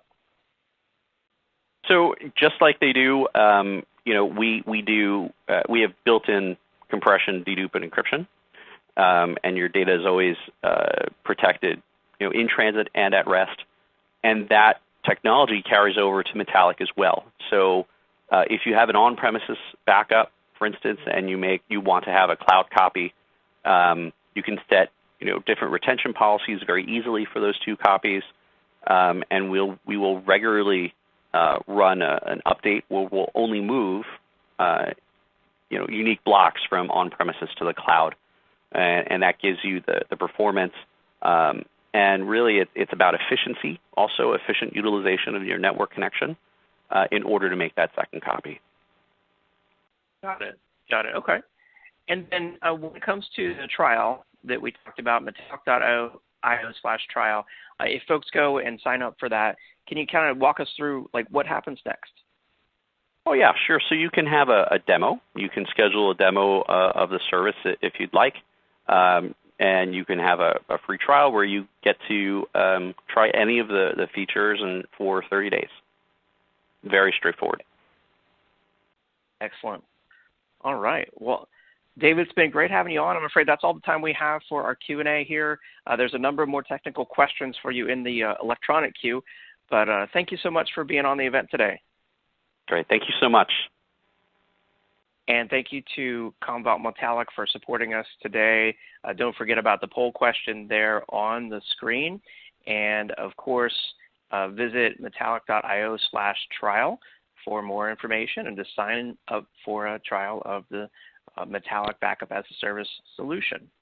And I'll leave up the poll for anyone to answer who hasn't done so yet while I announce our next prize winner. We have another Amazon $500 gift card. This one's going to Bing Shu from California. Congratulations, Bing Shu from California. Another gift card to give out on the event today, and of course our best question prize winners prizes are in play as well. So we appreciate all your great questions. And with that, let's go ahead now and move on to our next presentation on today's EcoCast. I'm excited now to bring in Marcia Pierce, who is a Director for Field Solutions Architecture at Pure Storage. Marcia, it's great to have you on the event. Take it away. Here at Pure Storage. And today we're going to be talking about supporting, securing, and enhancing your Microsoft-centric environments. So let's get started, all right? So why should you as a data professional care about storage? I spent most of my career as a DBA. Why did I care about storage? Well, the number one thing that I really cared about storage was performance. I spent a lot of time fighting performance issues, troubleshooting, optimizing queries. But from a legacy infrastructure standpoint, and even in the cloud, really usually your biggest infrastructure bottleneck is going to be your storage. It can be other things, but most of the time, it's going to be your storage. And if you think about as a data professional, a lot of times if we look at the metrics we've been taught, we are trying to get below 25 milliseconds of latency. And that can affect your entire environment. So if you think about all the time, sometimes you spend troubleshooting a single query or some of your more problematic queries. Fixing that storage bottleneck, right, that infrastructure issue can be like a sledgehammer that like optimizes your whole environment. So whenever I went into a new shop, that was always one of the first things I looked at, because it is a sledgehammer that affects everything, right? It can optimize all your queries, everything that you're doing. And that 25 milliseconds worth of latency that I was trying to get to, that doesn't really apply anymore, right? A couple of years ago, we were trying to get below 0.5 milliseconds worth of latency, and now it's really 0.3, I would say, is a new normal. I don't think a lot of people have updated their database documentation to say, hey, you should be below, way below that 25 milliseconds anymore. But if you look at what storage is doing, you really should be getting that sub-millisecond worth of latency, whether you're physical or virtualized. That's really what you want to do. And DBAs spend a whole lot of time doing things that are storage related. They don't think about it, right? We separate out data and log files because it's separating out those IO profiles. We often separate our non-clustered indexes from our clustered indexes onto separate volumes because you're getting more spindles underneath. And those are kinds of activities that maybe you don't need to do anymore, right? Those are things from an infrastructure standpoint that Pure Storage customers are not required to do in their physical environments. They may have to do some of that in their virtual environments, but it's not from a storage perspective. In virtual environments, you also spend a lot of time separating out data stores and making sure those don't overlap. Those are something our customers don't really have to worry about from a performance standpoint. And so instead of doing what I used to call playing Lund Tetris, you can get into doing things that, are a lot more interesting, like optimizing your environment from the code perspective, maybe streamlining some of your workflows, and not really worrying about the infrastructure as much. We're going to give you a lot more cloud-like experience and not even have to worry about what's going on underneath. So that's one of the main ways. And if you look at like even VMware's best practices for databases, they will tell you that one of the biggest hurdles that cause people to have performance issues when they virtualize those databases, and they tend to suffer from it way more than applications do, your web servers, is the substructure layout of your IO system, right? Your storage system. That is what causes people performance issues. They haven't done that separation, of their web servers from their database servers at the storage layer. Our customers don't have to worry about it. So all those things that are going on behind the scenes that are impacting your performance, you don't have to worry about it. I tell DBAs all the time, measure latency from the database side, right? It shouldn't match what your storage has been doing. I hear people all the time that are arguing, hey, my storage team is saying I got millions of IOPS available. They're seeing sub-millisecond latency, and I'm still seeing like 40 or 50. And in this day and age with sub-millisecond latency, you shouldn't be seeing that. So other things that we do to help you out, right? Because it can be stuff sitting between you and your storage causing the issue, right? There's lots of things like you haven't used enough of, the paravirtual SCSI adapters. Maybe you have something going on in the switch layer. Is that we have VMware Analytics. So that is included for our customers. It's free. A lot of my DBA customers, right? They have been given access to this because it's read only. It's a really good insight. I tell my storage people it's your DBA go away button, but it lets you know, right? If you're not seeing sub-millisecond latency at your database layer, go look in the VMware Analytics if you're virtualized, and it will tell you where all these different bottlenecks are, right? If you've got a discrepancy at some layer, it's really easy to diagnose. If it's between your VM and your virtual disk, that's where that's happening. You probably didn't use enough paravirtual SCSI adapters, and you can go do that. Instead of doing that, hey, every few days we're going to make one change, see if that affects it, and make the next change the whole time while you're having performance issues. This really lets you kind of dive in very quickly, determine where that performance bottleneck is, and then make the appropriate tuning that you may not have had to do in the past, right? Because as data sets grow and they get larger as they do over time, what we had to do to optimize that environment when we first deployed it changes over time. And so this is very useful for a lot of our customers, right? But then what happens when something goes wrong? I love this slide. David Klee shared it with me from one of our customers a couple of years ago before VMworld, right? So this was an existing customer. He went in to go do some work. He was deploying, I think, a new availability group. And everybody was happy. There was no performance issues because, as you can see, this whole time they're below a millisecond worth of latency, right? I said, about 0.5 below 1 is what you wanted to be a couple years ago. And this is right as the VM analytics had and everything had just come out. And what had happened is somebody had turned on a process that was supposed to intermittently run. It was running like every minute, and it was putting a lot of IO on their system, right? So all of that IO was going on, right? They had some bad code that was deployed. Usually people would be fighting about it and pointing fingers, but nobody noticed anything going on because while that IO profile changed, we balanced everything on the backside, and they still saw sub-millisecond latency. So here, he just saw it, they quickly identified it, nobody had a performance issue the whole time, and then they turned it on. I think that's pretty interesting, right? Snapshots, that's another thing that storage can do for you. I have been a DBA for a long time, right? You can see the white in my hair. And fortunate enough, for most of my career, I had been able to leverage storage-based snapshots, right? Way before Pure was around, I've been leveraging them from many different companies. But the thing about storage-based snapshots, from my experience using them, is that they're very complex and they're very expensive, right? So unless you were fortunate enough to work for a really large company that was going to spend a couple $1 million on just the software and then another couple $1 million on the storage, you probably haven't used snapshots before. And if you have, you probably knew that they were pretty complex. They may have caused some performance issues and just not really probably worth it for you. Well, that is really different than how we operate.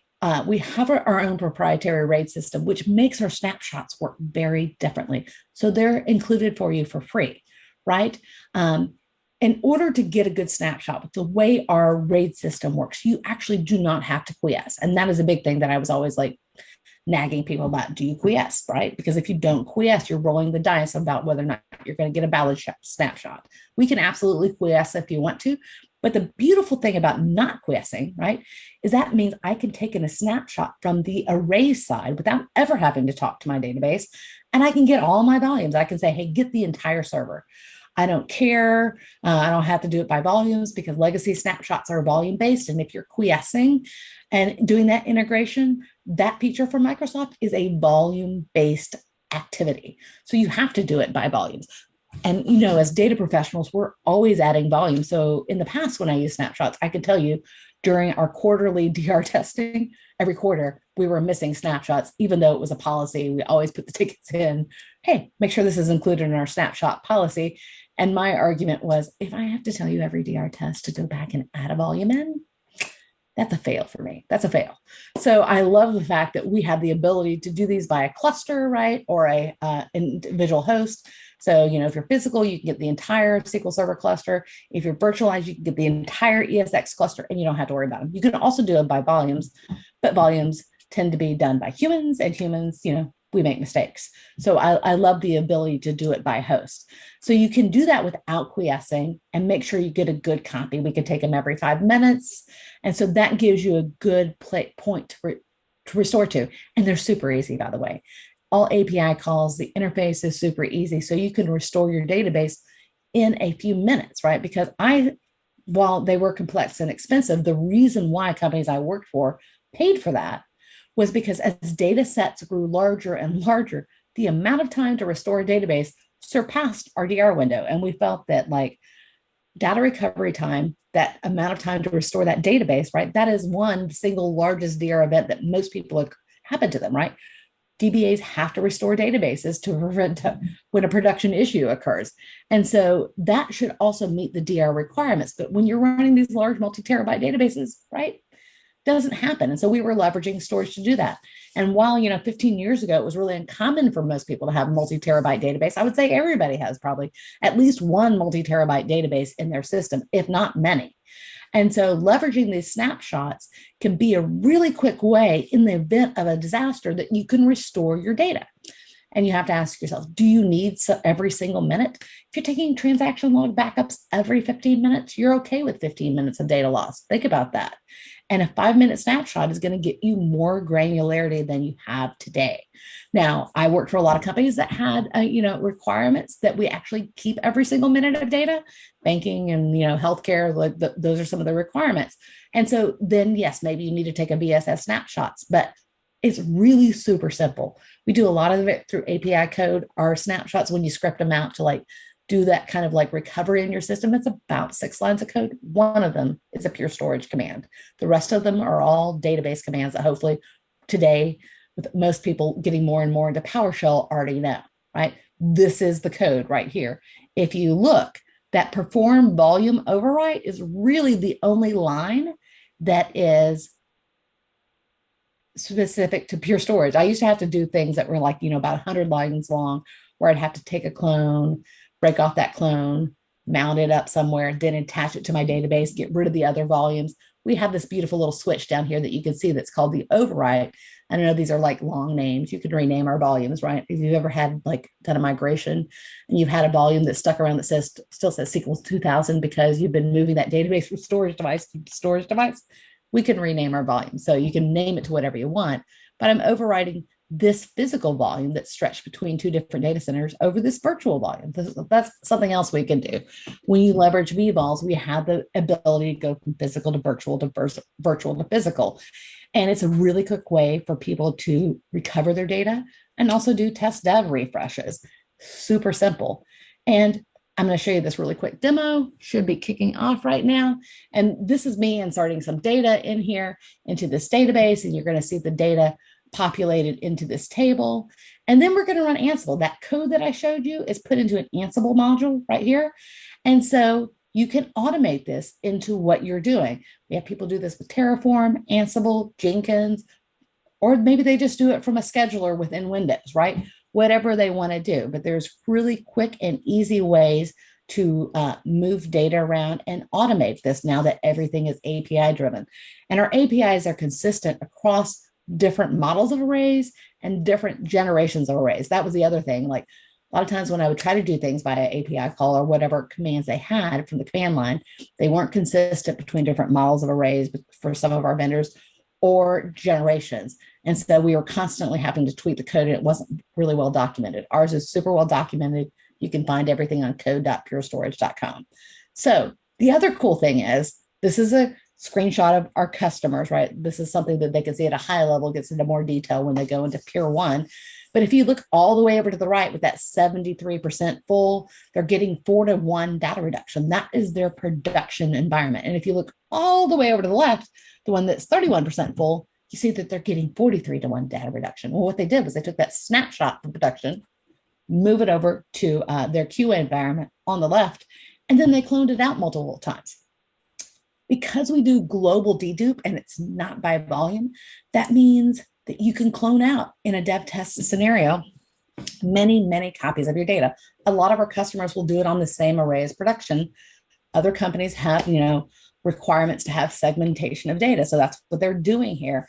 And it gives them a really quick way and a lightweight way to have many copies of data. And as we move into containerization of data, this becomes really important, right? Because you got lots and lots of small containers.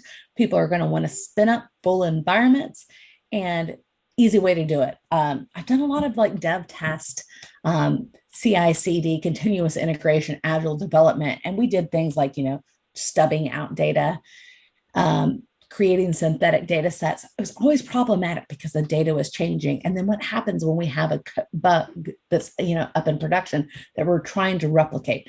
And we ended up leveraging storage-based snapshots to take our production data, often scrubbed, and move it down to our lower environments, because that was the best way for us to always keep what was going on from a database perspective, right? We had about 200 data point changes a week going on in that environment. And as shops become more agile, that's going to happen. And us keeping our synthetic data sets, right, full of data with all those data changes, it was more than one person's full-time job, and it was never accurate, and we could never get the same kind of data anomalies going on or data distribution that we had in our production environment. So scrubbing data and leveraging the snapshots to quickly clone it out. And this was years ago was what we were doing. And as they become easier and easier, it's really what I recommend a lot of our customers do. It can really kind of speed up your development cycle and improve your development cycle. I don't know if any of you guys have ever seen somebody push something from dev to production, right? QA to production.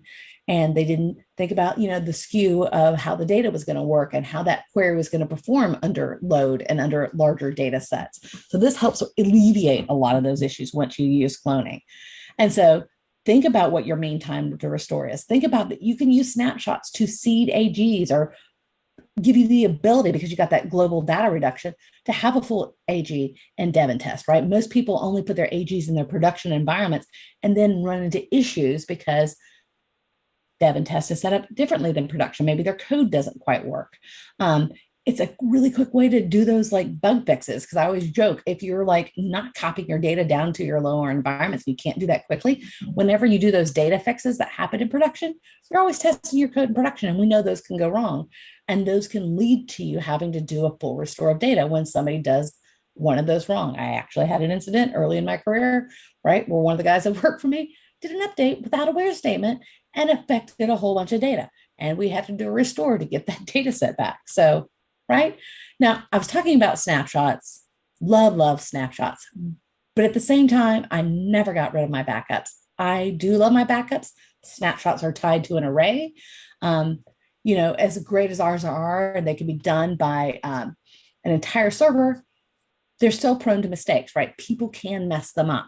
And so my job is to protect my data. And so I always keep my backups, right? But I think we've all been there when somebody has horked up, like I said, your production data, they ran that update without the where clause, or something else would happen, right? And now you got to do a full restore of your production data. Maybe some kind of, outage occurred, hardware failure, it caused some corruption. Now you got to restore your data, and nobody's happy about that when it happens, right? Everybody's sitting around your desk. When's my data going to be restored? How much longer is it going to take? And you're like, about 2 minutes longer than last time. I've seen all those people like go for holing around your desk. It's not a good day when that happens, right? So one of the things I wanted to let you know about that you may not know that storage can do for you. So we have a new product called FlashBlade. You're backing up a regular database backup to another location, right? This is the FlashBlade. We're typically a FlashArray product, right? But going to the FlashBlade, which is developed for AI and machine learning, but it's super fast, right? And so it can back up and restore your data quickly. And this is really important because downtime is expensive. I think almost everybody should know how much their downtime isn't. If you don't know, go ask your CIO or somebody in the business side of your IT department. I can guarantee you they know how much your downtime costs you. We always got bonuses based on our uptime, and it was a big thing that we tracked, right? And data restores are the most common thing. And even years ago, it cost tens of thousands of dollars a minute for an outage. And I've heard those numbers are just going up depending on what that is. I was talking to a company recently, and they were a really small company, but they said it cost them $400,000 to be down for an hour, and they were manufacturing. And so it was something that happened, and they were always trying to reduce that downtime. So being able to restore your data super quickly when one of those happens, right? And when somebody tells you to get rid of your backups, then offsite them somewhere, I've always said, not going to do it. This is the first time I've ever seen anything that I would say, yes, I feel comfortable taking my backups and putting them there because the restore is actually faster than locally attached disks. And if you're using SQL Safe or SQL Lightspeed or Halagran scripts or regular SQL Server scripts, it's just a backup target. It is the hardware that is going to accelerate that backup. So there's nothing really special that you have to do. And we can get up to 8 gigabits a second in an Oracle environment. Still doing some work on SQL Server environments. It's 3.2 gigabits a second. And if you don't know, it's not as fast as we'd like. It's ridiculously fast. You can back up a 3.2 terabyte database in about 5 to 6 minutes and restore it just as quickly. That's more important. Every time he talks about backups times, it's the restore time that is really costing you money and that you really have to worry about. So I always say, snapshots your first go-to, but backups. Have to have those backups, right? That's our bread and butter as DBAs. And this is the backup script. The only thing that is really important that you keep in mind here, you want to compress your backups, you want to encrypt your backups, don't care. You always have to speed up your backups by going when they're large to multiple files. It's no different with us going to the FlashBlade, but we are backing up to multiple locations on the FlashBlade. Minimum configuration is 7 drives, which is 7 different locations. And so here you can see we striped it to 7. Believe it or not, the max transfer size, doesn't really matter for us. Actually, I did a lot of like studying and showing that actually the smaller transfer size actually work better. Who knew? So I didn't have to increase it as large. Buffer count, that depends on your machine. You want it as high as you can be, but compressing is a good idea if you want it to be faster for a restore because you are going across the wire. So that's pretty normal for a backup. So nothing fancy. And you can back up and restore your data really, really super quickly. And I got a little bit of a demo going here, right? I didn't want you to take the whole 5 minutes of looking, but here's me backing up my FT demo 2 database. And you can see, like I said, I'm going to those multiple disk locations, but it's just a regular SQL Server backup. And I wanted to kind of show you some of the runtime. This is not even an optimal environment. This is in my lab environment that has not been tuned, right? I'm running on some older equipment, and it is able to back up that database really, really super quickly. And you can see like the gigabits. And this is an older like demo. This is before we went with the new SMB stack, which gets about double the bandwidth for Windows servers. So here I was getting about 1.5 gigabits a second. That's now doubled to about 3. And so you can see that throughput going really, really quickly for that backup, or actually restore that's going on. That's a restore process that's going. And so those are really kind of key, right? Because we always have to back up our environment. The other thing the FlashBlade can do once you back it up, it can replicate it to another FlashBlade or to the cloud, wherever you want to go, so that your data is not just sitting, your backups aren't sitting in one location. But speed was not the only reason I wouldn't offsite my backups. So let's talk about the last thing that storage can do for you. And we're going to talk about safe mode that we have, right? So the other reason why I would never take my backups and get rid of my locally write off of local disk. I might be required to go to some other device off somewhere else, but I always kept 3 days local, was because people, right? Somebody could delete the backup that I needed, right? Beyond me putting out on a big share somewhere, right? And it being slow. What happens when that junior admin goes, oh, I don't know why Marcia has 3 days worth of backups. I'm low on space. Let me get rid of 2. We have something called safe mode that we can take with both snapshots and with the FlashBlade, where we take as a file location, right? Where you back up your database backups to. That was redundant. But anyway, we can take snapshots of those. And when we do those, there is no way for you or anybody else at your company to get rid of them. They are set up on a retention policy with us, right? You and your company will work with us, and we turn this on. And we set it up on a retention policy that you define.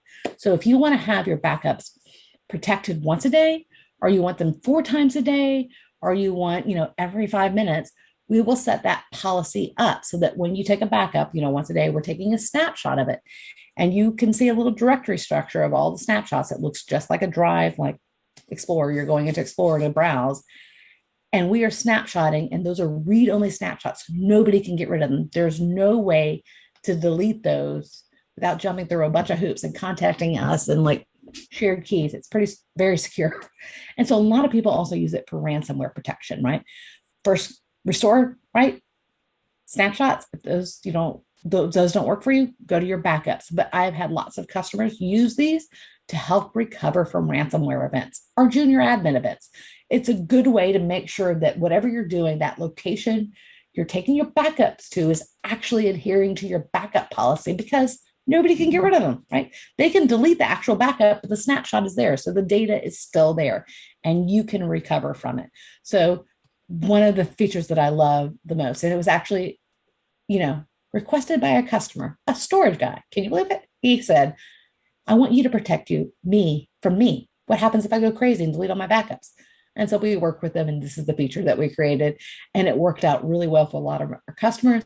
And it has finally, with the speed of the backups and the safe mode of the snapshots, right, has given me a place that I can actually take my backups off of my locally attached disk. It's faster, and I get extra space. It's a win-win for everybody. So if you want to look at anything that I've talked about today, I've got some links up for you here. We got the SQL Server Fast Backup and Restore Guide.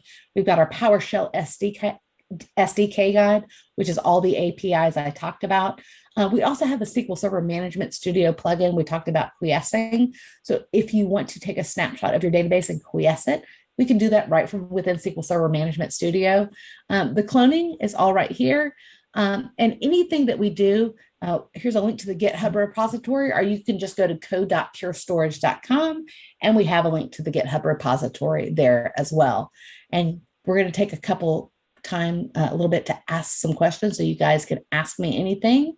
And while that's up, I'm also going to put up my information. You can tweet at me at Marsha Pierce DBA, probably the best way to get a hold of me, or just email me at marsha@purestorage.com.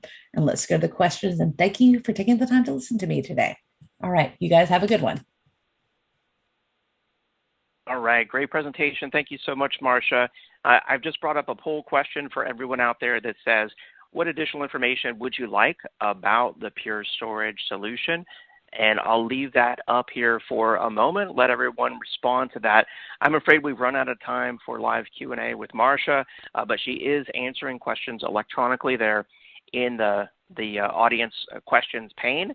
So if you have a question for Pure Storage, now's the time to get it in. Don't forget about our best question prize as well. So, make sure that you get your question in. We do appreciate it. Again, I'll let everyone respond here to the poll, and then we'll move on to our next and final presentation on today's EcoCast. All right, thank you to everyone who responded there to the poll. It's now time for our next presentation. I'm excited now to bring in and introduce Mr. Jeff Whitaker, Senior Product Marketing Manager for Cloud Data Services at NetApp. Jeff, are you there? I am here. Thank you. Great to have you, Jeff. Take it away. All right, will do. So welcome, everybody. I hope everything's going great with you guys, and you get to wrap up with me here on this discussion. So anyway, I want to talk to you a little bit about really getting the most out of your Microsoft Azure deployments. And I know that this topic is about, enhancing Microsoft-centric environments. And specifically, I'm looking at Azure and cloud-based deployment from that standpoint. So one thing, first off, I'd just like to do just a quick high level. And, who is NetApp? And NetApp is a company that's been around for a number of years, maybe 28-ish years, right now 29 maybe this year, but doing storage solutions, but really focused over the last several years on driving the cloud side of the business. So, we have became really the cloud storage specialists that are here to help our customers accelerate their migrations. And one of the big ones comes around even the migratable stuff. When you're looking at the public cloud, some of the challenges that we see out there are revolving around some of these workloads and some of these applications that are very difficult to make the move. Really what our strategy is, I'm going to touch a couple things here and then jump right into it. We are focused on really applying our rich storage data-centric software to help in the hybrid world. And when we say hybrid, we're talking about in your data center or in a hardware like a private cloud type environment that you deploy or the public cloud. It doesn't matter where you put your applications, where you put your data. We have solutions to help solve your challenges in each of those environments. As an example, just to talk about it, we have a whole host of capabilities that we deliver across the cloud today. We've been really delivering cloud solutions for roughly about the last 10 years, public cloud solutions, I may specify, anywhere focused around enterprise applications, file services, cloud native apps, and then also in the AI ML space. And if you look at the middle here, the left side, that's our hardware platforms. That's those platforms for the data center or for colo facilities, those different types of places that you can deploy. And on the right, today we're focused on Microsoft Azure, but really about delivering services to help in the public cloud space itself. And then on top of it, some of the features and functions that we can bring in there to really help, not just from a storage perspective, but also the services and the actions that you're trying to accomplish with your application environments or with your data itself. If you look around the bottom here, we have cloud backup service to really help back up data to the cloud or back up data from a location into an object repository, something, like long-term retention, different things you can do in that scenario. Security and compliance, really when it comes down to where's your data, can you meet some of the compliance requirements? Can you meet some of those details there? Services that help that as well as securing your data and hitting some of the security metrics that you need to validate and ensure when you get into the cloud. Migration tools, and then also off to the right here, you'll see containerization. That's kind of a newer area for us, but it's really when you're looking at those continuous deployment type models, Kubernetes-based environments, making sure that as you're building these container-based deployments, that you can have a very similar model to utilizing your data along with that. So making sure that you get that integration into Kubernetes and potentially having ultra-fast access to your data or fast access to creating workspaces for those environments where you can deploy and destroy depending on what your needs are. So tools that match in there. And then really around resource management, tools like Cloud Insights that allow you to see what's going on, whether it's in the data center or whether it's in the cloud itself. So this is a big one when you're looking at deploying into Azure, making sure you understand what your resource needs are. A lot of times we build based on the type of technology we have in the data center.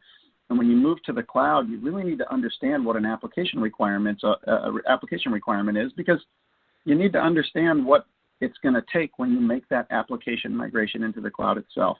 So I'm going to just dive into a specific scenario around the cloud environments here, but just to know there's a lot more things that we can do to help you when this migration actually is being planned or actually happening, or if you're just deploying in the cloud.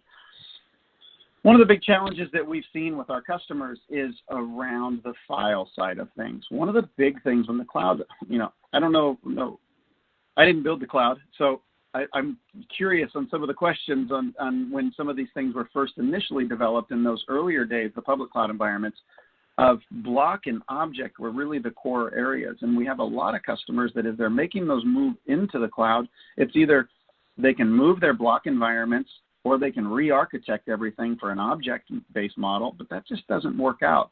But they want to have file services. So the way that they've solved it for several years has been around building their own file server, building something that allows them to do that, which to me is kind of going backwards in technology. So it's a challenge, especially around enterprise environments that you need performance out of that file environment. And so when we see customers are moving out there, one of the big things is like, hey, I've come to expect things in the data center. I want to see them when I move to the cloud. And from performance, low latency access. If you guys were listening to the earlier discussion, latency was a high topic there. It's important when you make that move into the cloud, into the public environments, that you have low latency data access. Reliability, making sure that your data access is available to you. And then enterprise management features, like one of the earlier topics was snapshots, right? Some of these things that replication tools, being able to have multiple copies, having data protection tools built in. If I'm moving one of my core database environments into the cloud, I want to make sure that I'm secure when I make that thing happen, and I don't want to have to go build it myself. So doing all of that stuff and then recognizing that storage is often a bottleneck. Again, I think this is I could take some liberties based on some earlier discussions that have said some of these same things, but it's really around it is. Some of our customers didn't even know that it was a storage problem that was causing their applications not to operate. So in that architectural early phases, make sure you understand that storage is of significant importance, and there are different solutions that are out there. And from a NetApp perspective, we actually worked with Microsoft on building a Microsoft service called Azure NetApp Files that is built on top of NetApp technology. So this is a Microsoft service.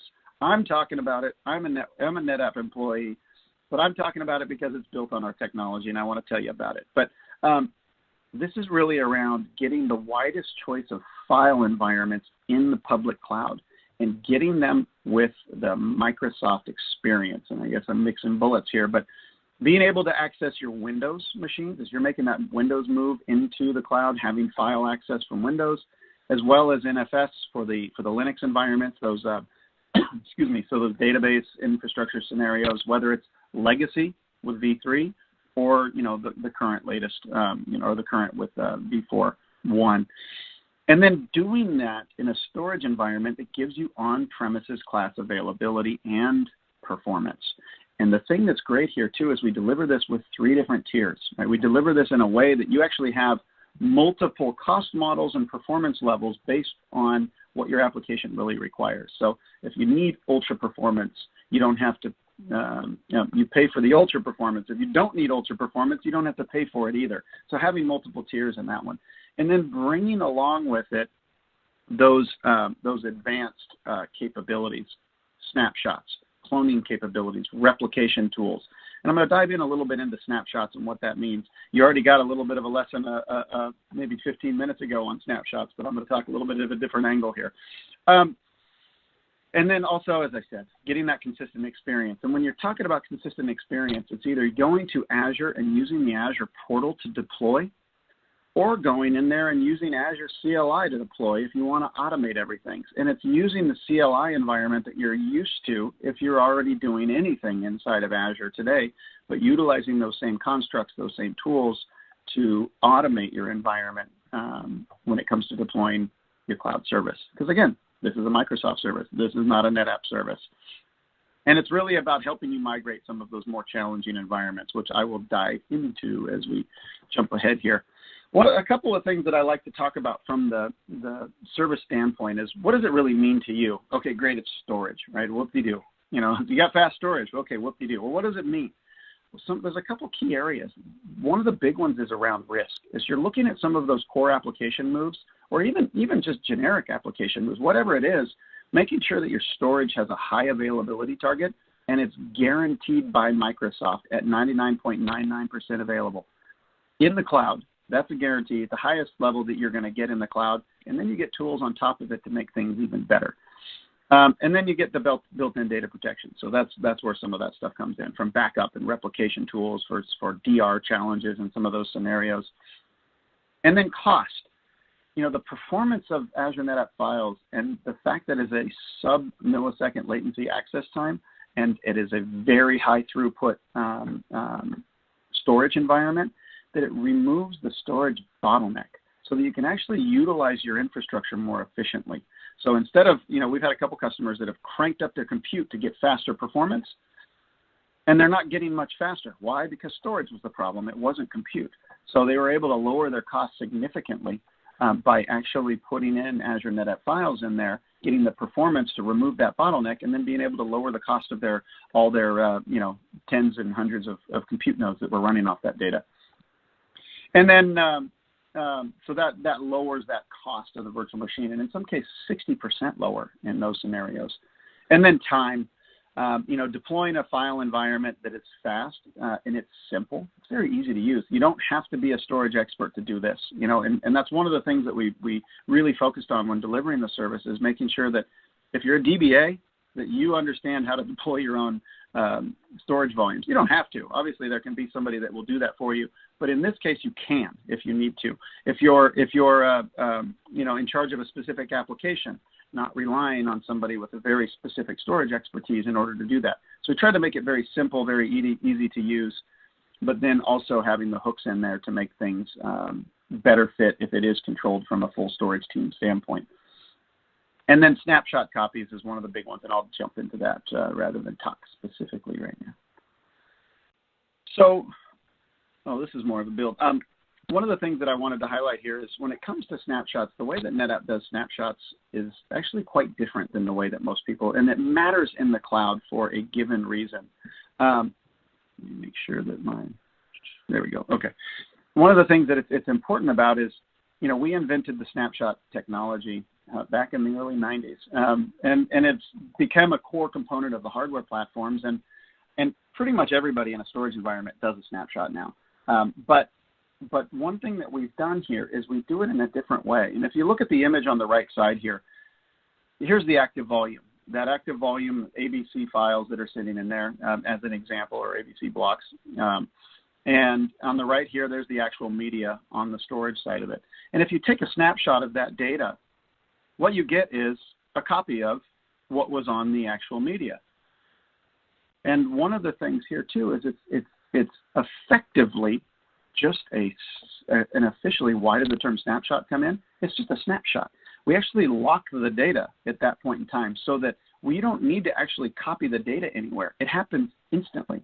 You just say that data is now locked and no one can change it. And so any changes that happen in your active volume now become a delta to what the original space was. You don't actually affect the locking piece of it.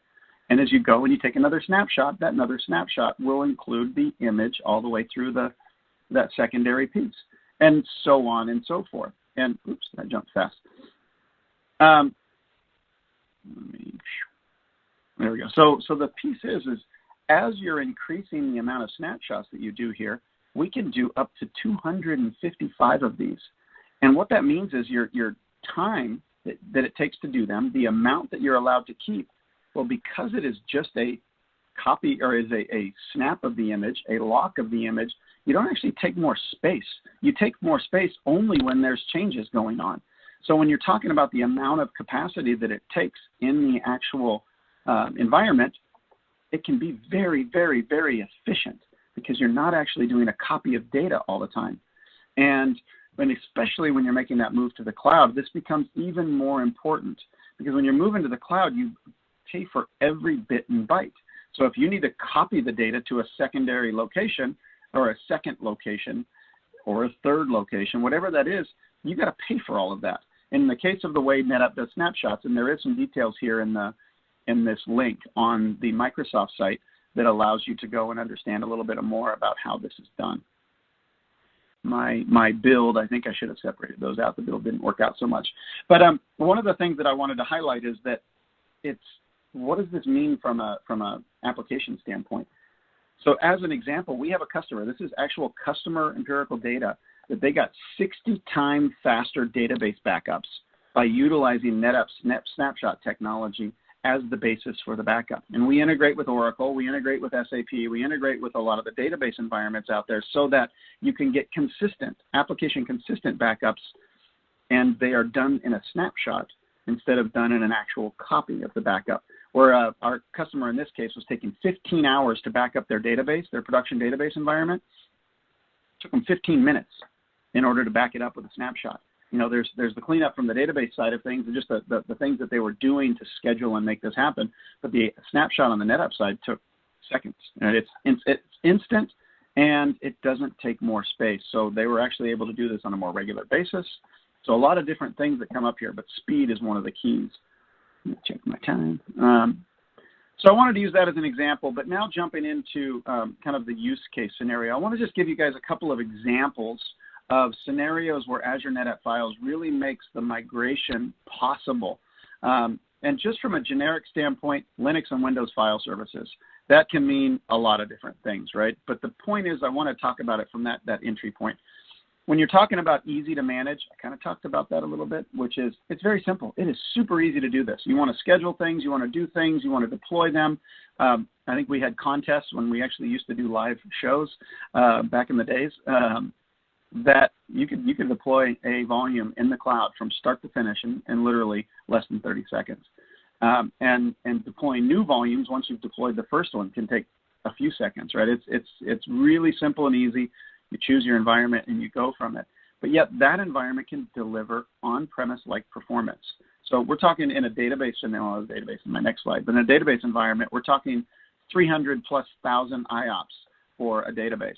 So substantial speed for these deterministic file-based environments. And then on-demand scalable. You can scale your environment, you can run it, you can shut it off, you can do everything in a true cloud fashion. It is a cloud service. So, and then as we get down into the enterprise management side of it, it's, full API, CLI, and programmable. So whether you're using tools to do this or you're doing this by hand, you can do that through different methods. As I said, instant snapshot restore and cloning. Cloning is basically taking a snapshot. I showed you what a snapshot looked like. Taking a snapshot and making a quote-unquote a clone of it as for any type of an application to run off of.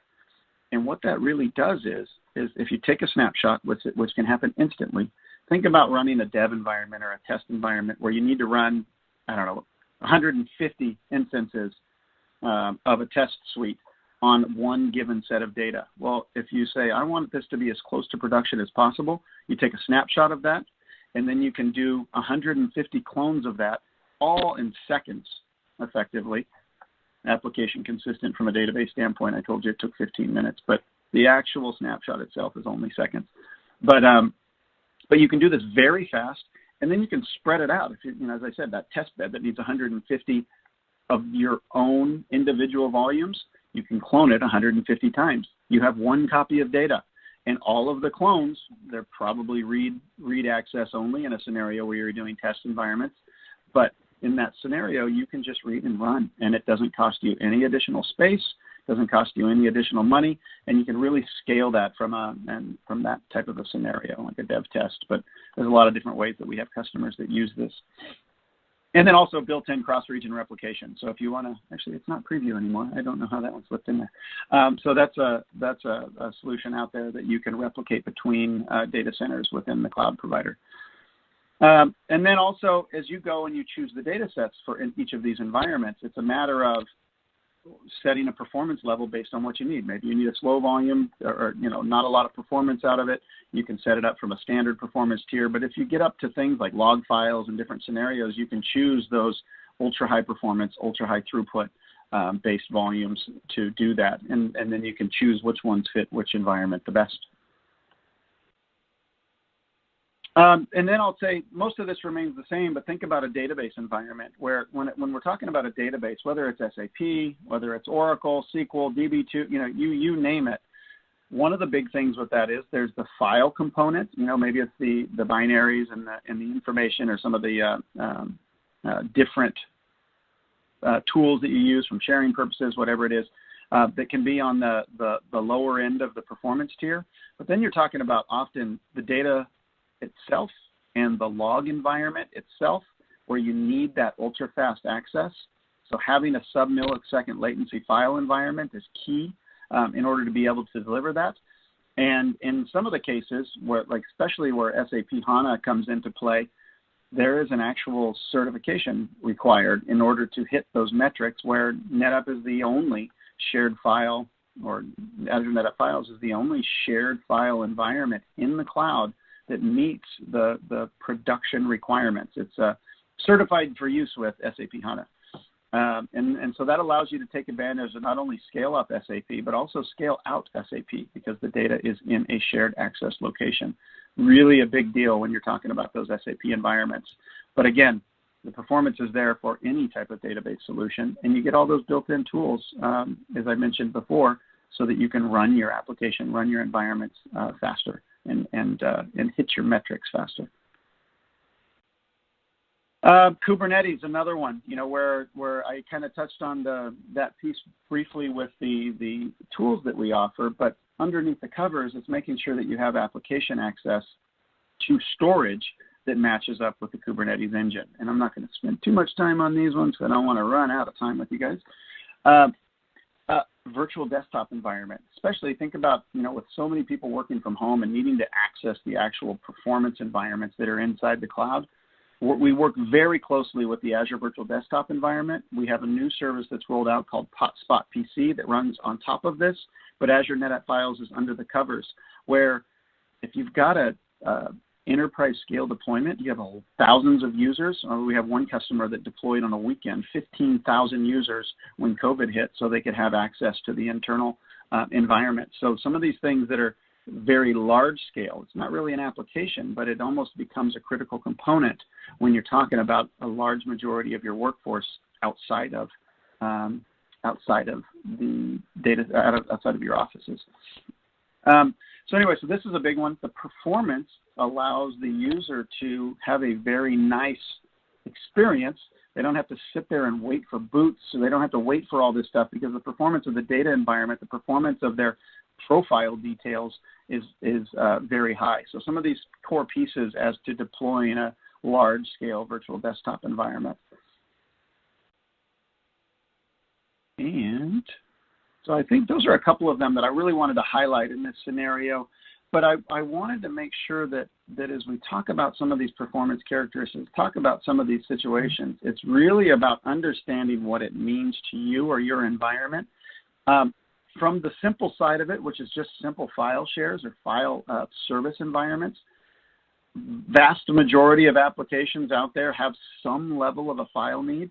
Making sure you have a very easy to use file service environment in Azure NetApp Files. If you do have more hybrid requirements, you need to be able to operate with maybe NetApp equipment in the data center and NetApp in the cloud. We have a service as well that's called Cloud Volumes ONTAP that can actually help in those specific scenarios. And then also deploying your applications. When I said before, it's like we help with even the most difficult environments like SAP and database, those ones that have a performance requirement, those that have a high availability requirement, those that need data protection built in with the backup and DR type capabilities. And it's integrated. It's integrated at the storage level, so you don't have to do it at the application. You can actually do this at the storage level under the covers and keep your applications humming along, so they're not getting slowed down by any of the ancillary stuff that you're doing. And one of the big ones, when you can actually do backups extremely fast, it allows you to do more and more backups. I've had some customers, one of them that was taking 2.5 hours to back up a database. And so they were stuck with doing only 8 backups a day.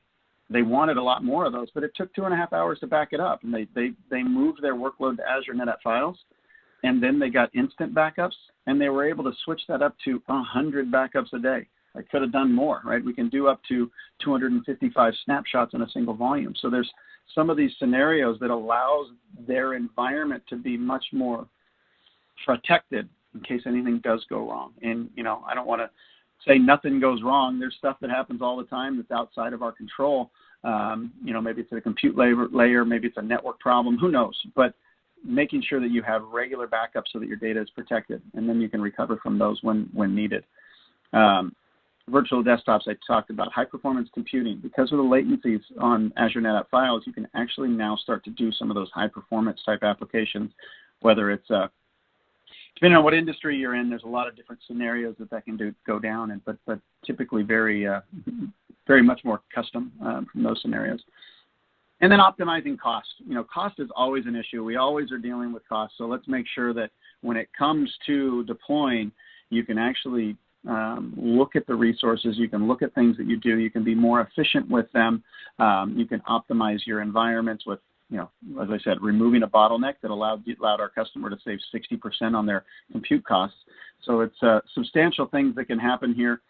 One of the things I've got over here, I wanted to make it real easy for you guys. If you want to go and access some more information on some of the things that we talk about when it comes to accelerating your journey to Azure, this QR code will help you get right to that location, and you can actually sign up for some stuff there too as well. But with that, I want to jump into some questions, if I can. Absolutely, yeah. Great presentation, Jeff. We do have some questions for you. While we do that, we've got a couple polls I'm going to run here with everyone in the audience.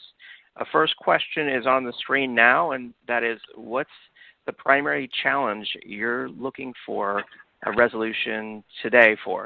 Is it protecting data in Azure, learning what or how to migrate, meet applications that need moving to Azure, backing up data to Azure, or something else?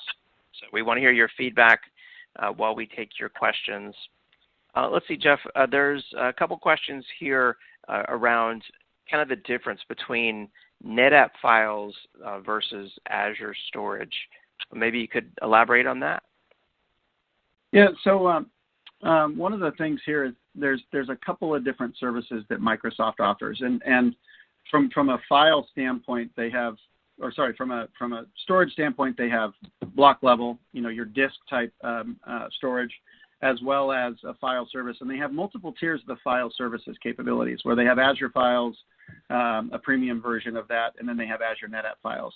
So this is more of the, I don't want to say enterprise, but this, it has some more capabilities from a performance perspective, more capabilities from availability perspective, more capabilities from a feature function standpoint, like the snapshot technology based on NetApp technology that I mentioned before.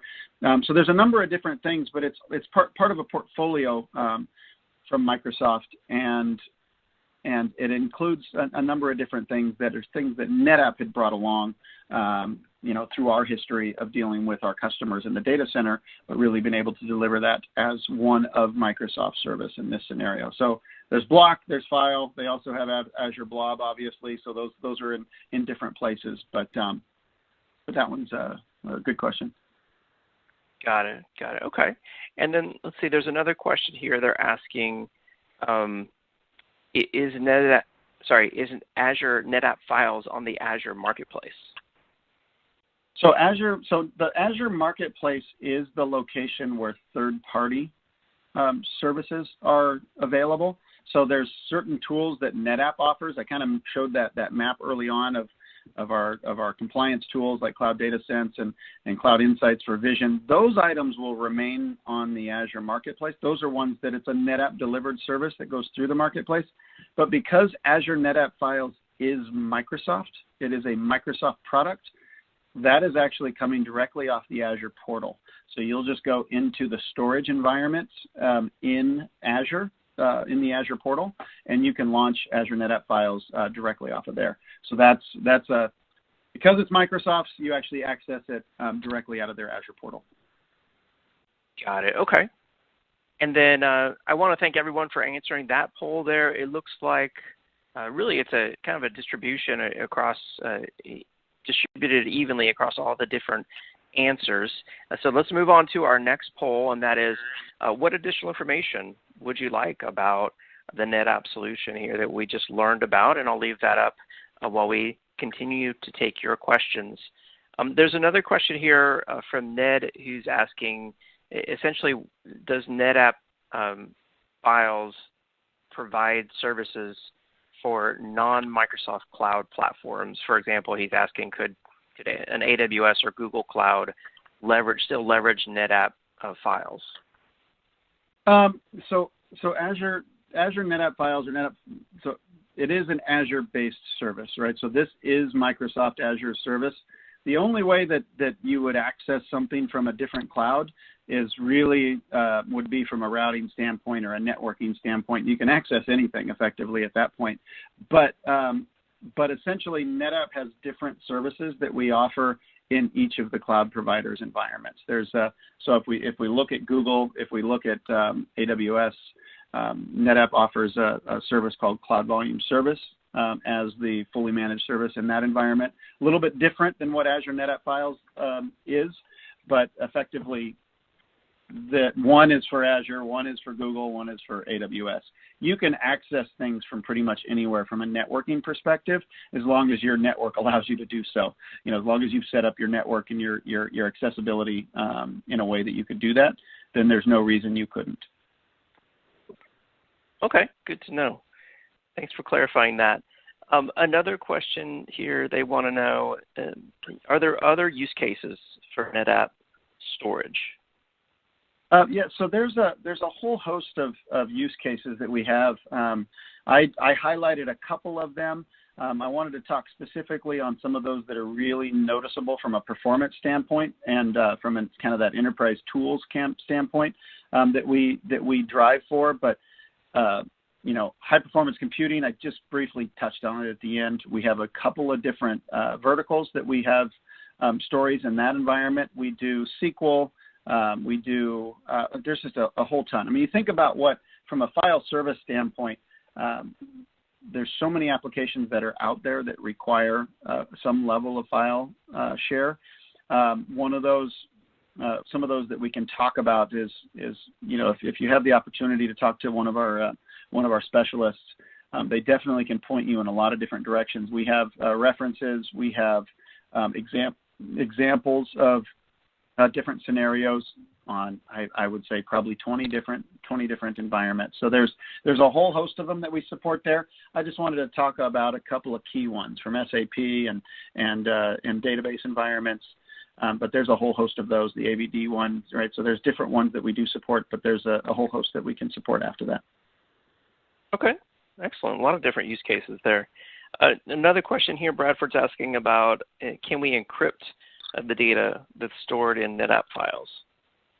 The data is encrypted by default, right? So everything is encrypted by default inside of the Azure NetApp Files solution. So that's one of those, and you'll use the standard Azure methods for that piece of the encryption keys and things like that. That's one of those. If you do have some specific scenarios that you'd like to talk about there, I'd recommend talking to a specialist and getting kind of the lowdown, because encryption has a bunch of different angles that we can take this, but definitely it is encrypted by default. So that's one just to make sure you understood. Okay, good to know. And then another question, what is Cloud Volumes on Tap? So Cloud Volumes on Tap is, so NetApp has two different models. You know, we work with Microsoft on delivering a fully kind of a platform as a service for file services, which is Azure NetApp Files, right? That's, you don't have to know much about the data. You don't have to worry too much about the architecture itself. It's just, if you need a volume, you go choose a volume, you select a performance level, and you deploy it. Cloud Volumes on Tap gives you a lot more controls and a lot more bells and whistles, so that, as I was mentioning earlier, if you have a hybrid environment where you want to have you want to manage the data across your data center, you want to manage that out into the cloud, and you want it to be seamless, Cloud Volumes on Tap looks very much like an actual data environment that you would deploy in your data center.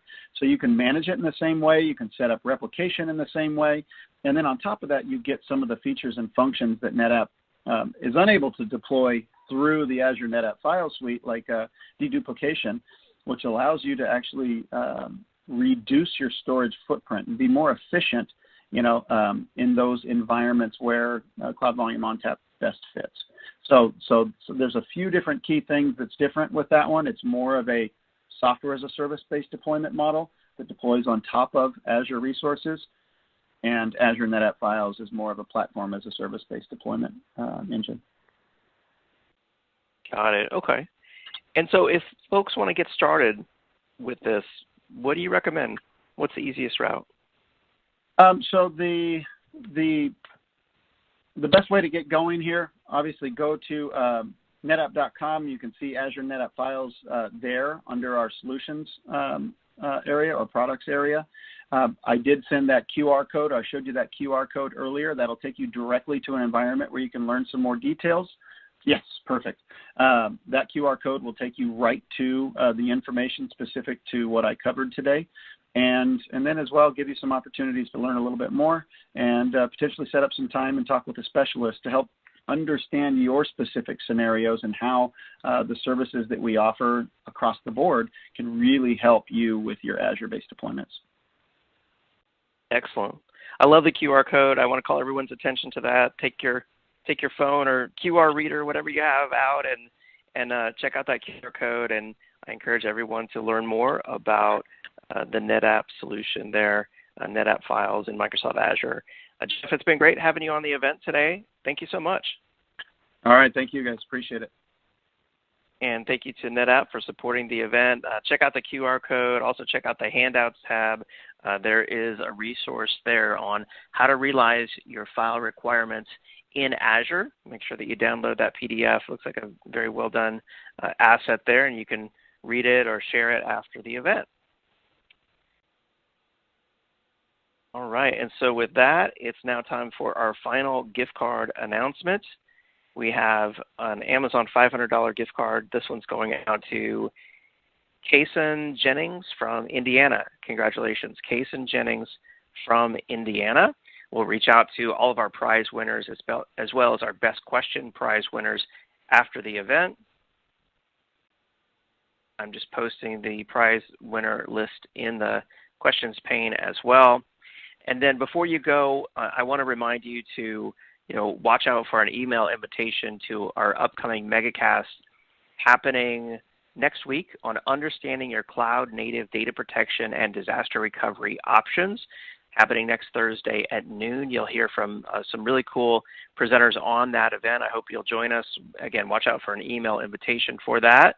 If you are a potential sponsor of an upcoming MegaCast or EcoCast, reach out to us at connect@actualtechmedia.com, and we would love to chat about having you on.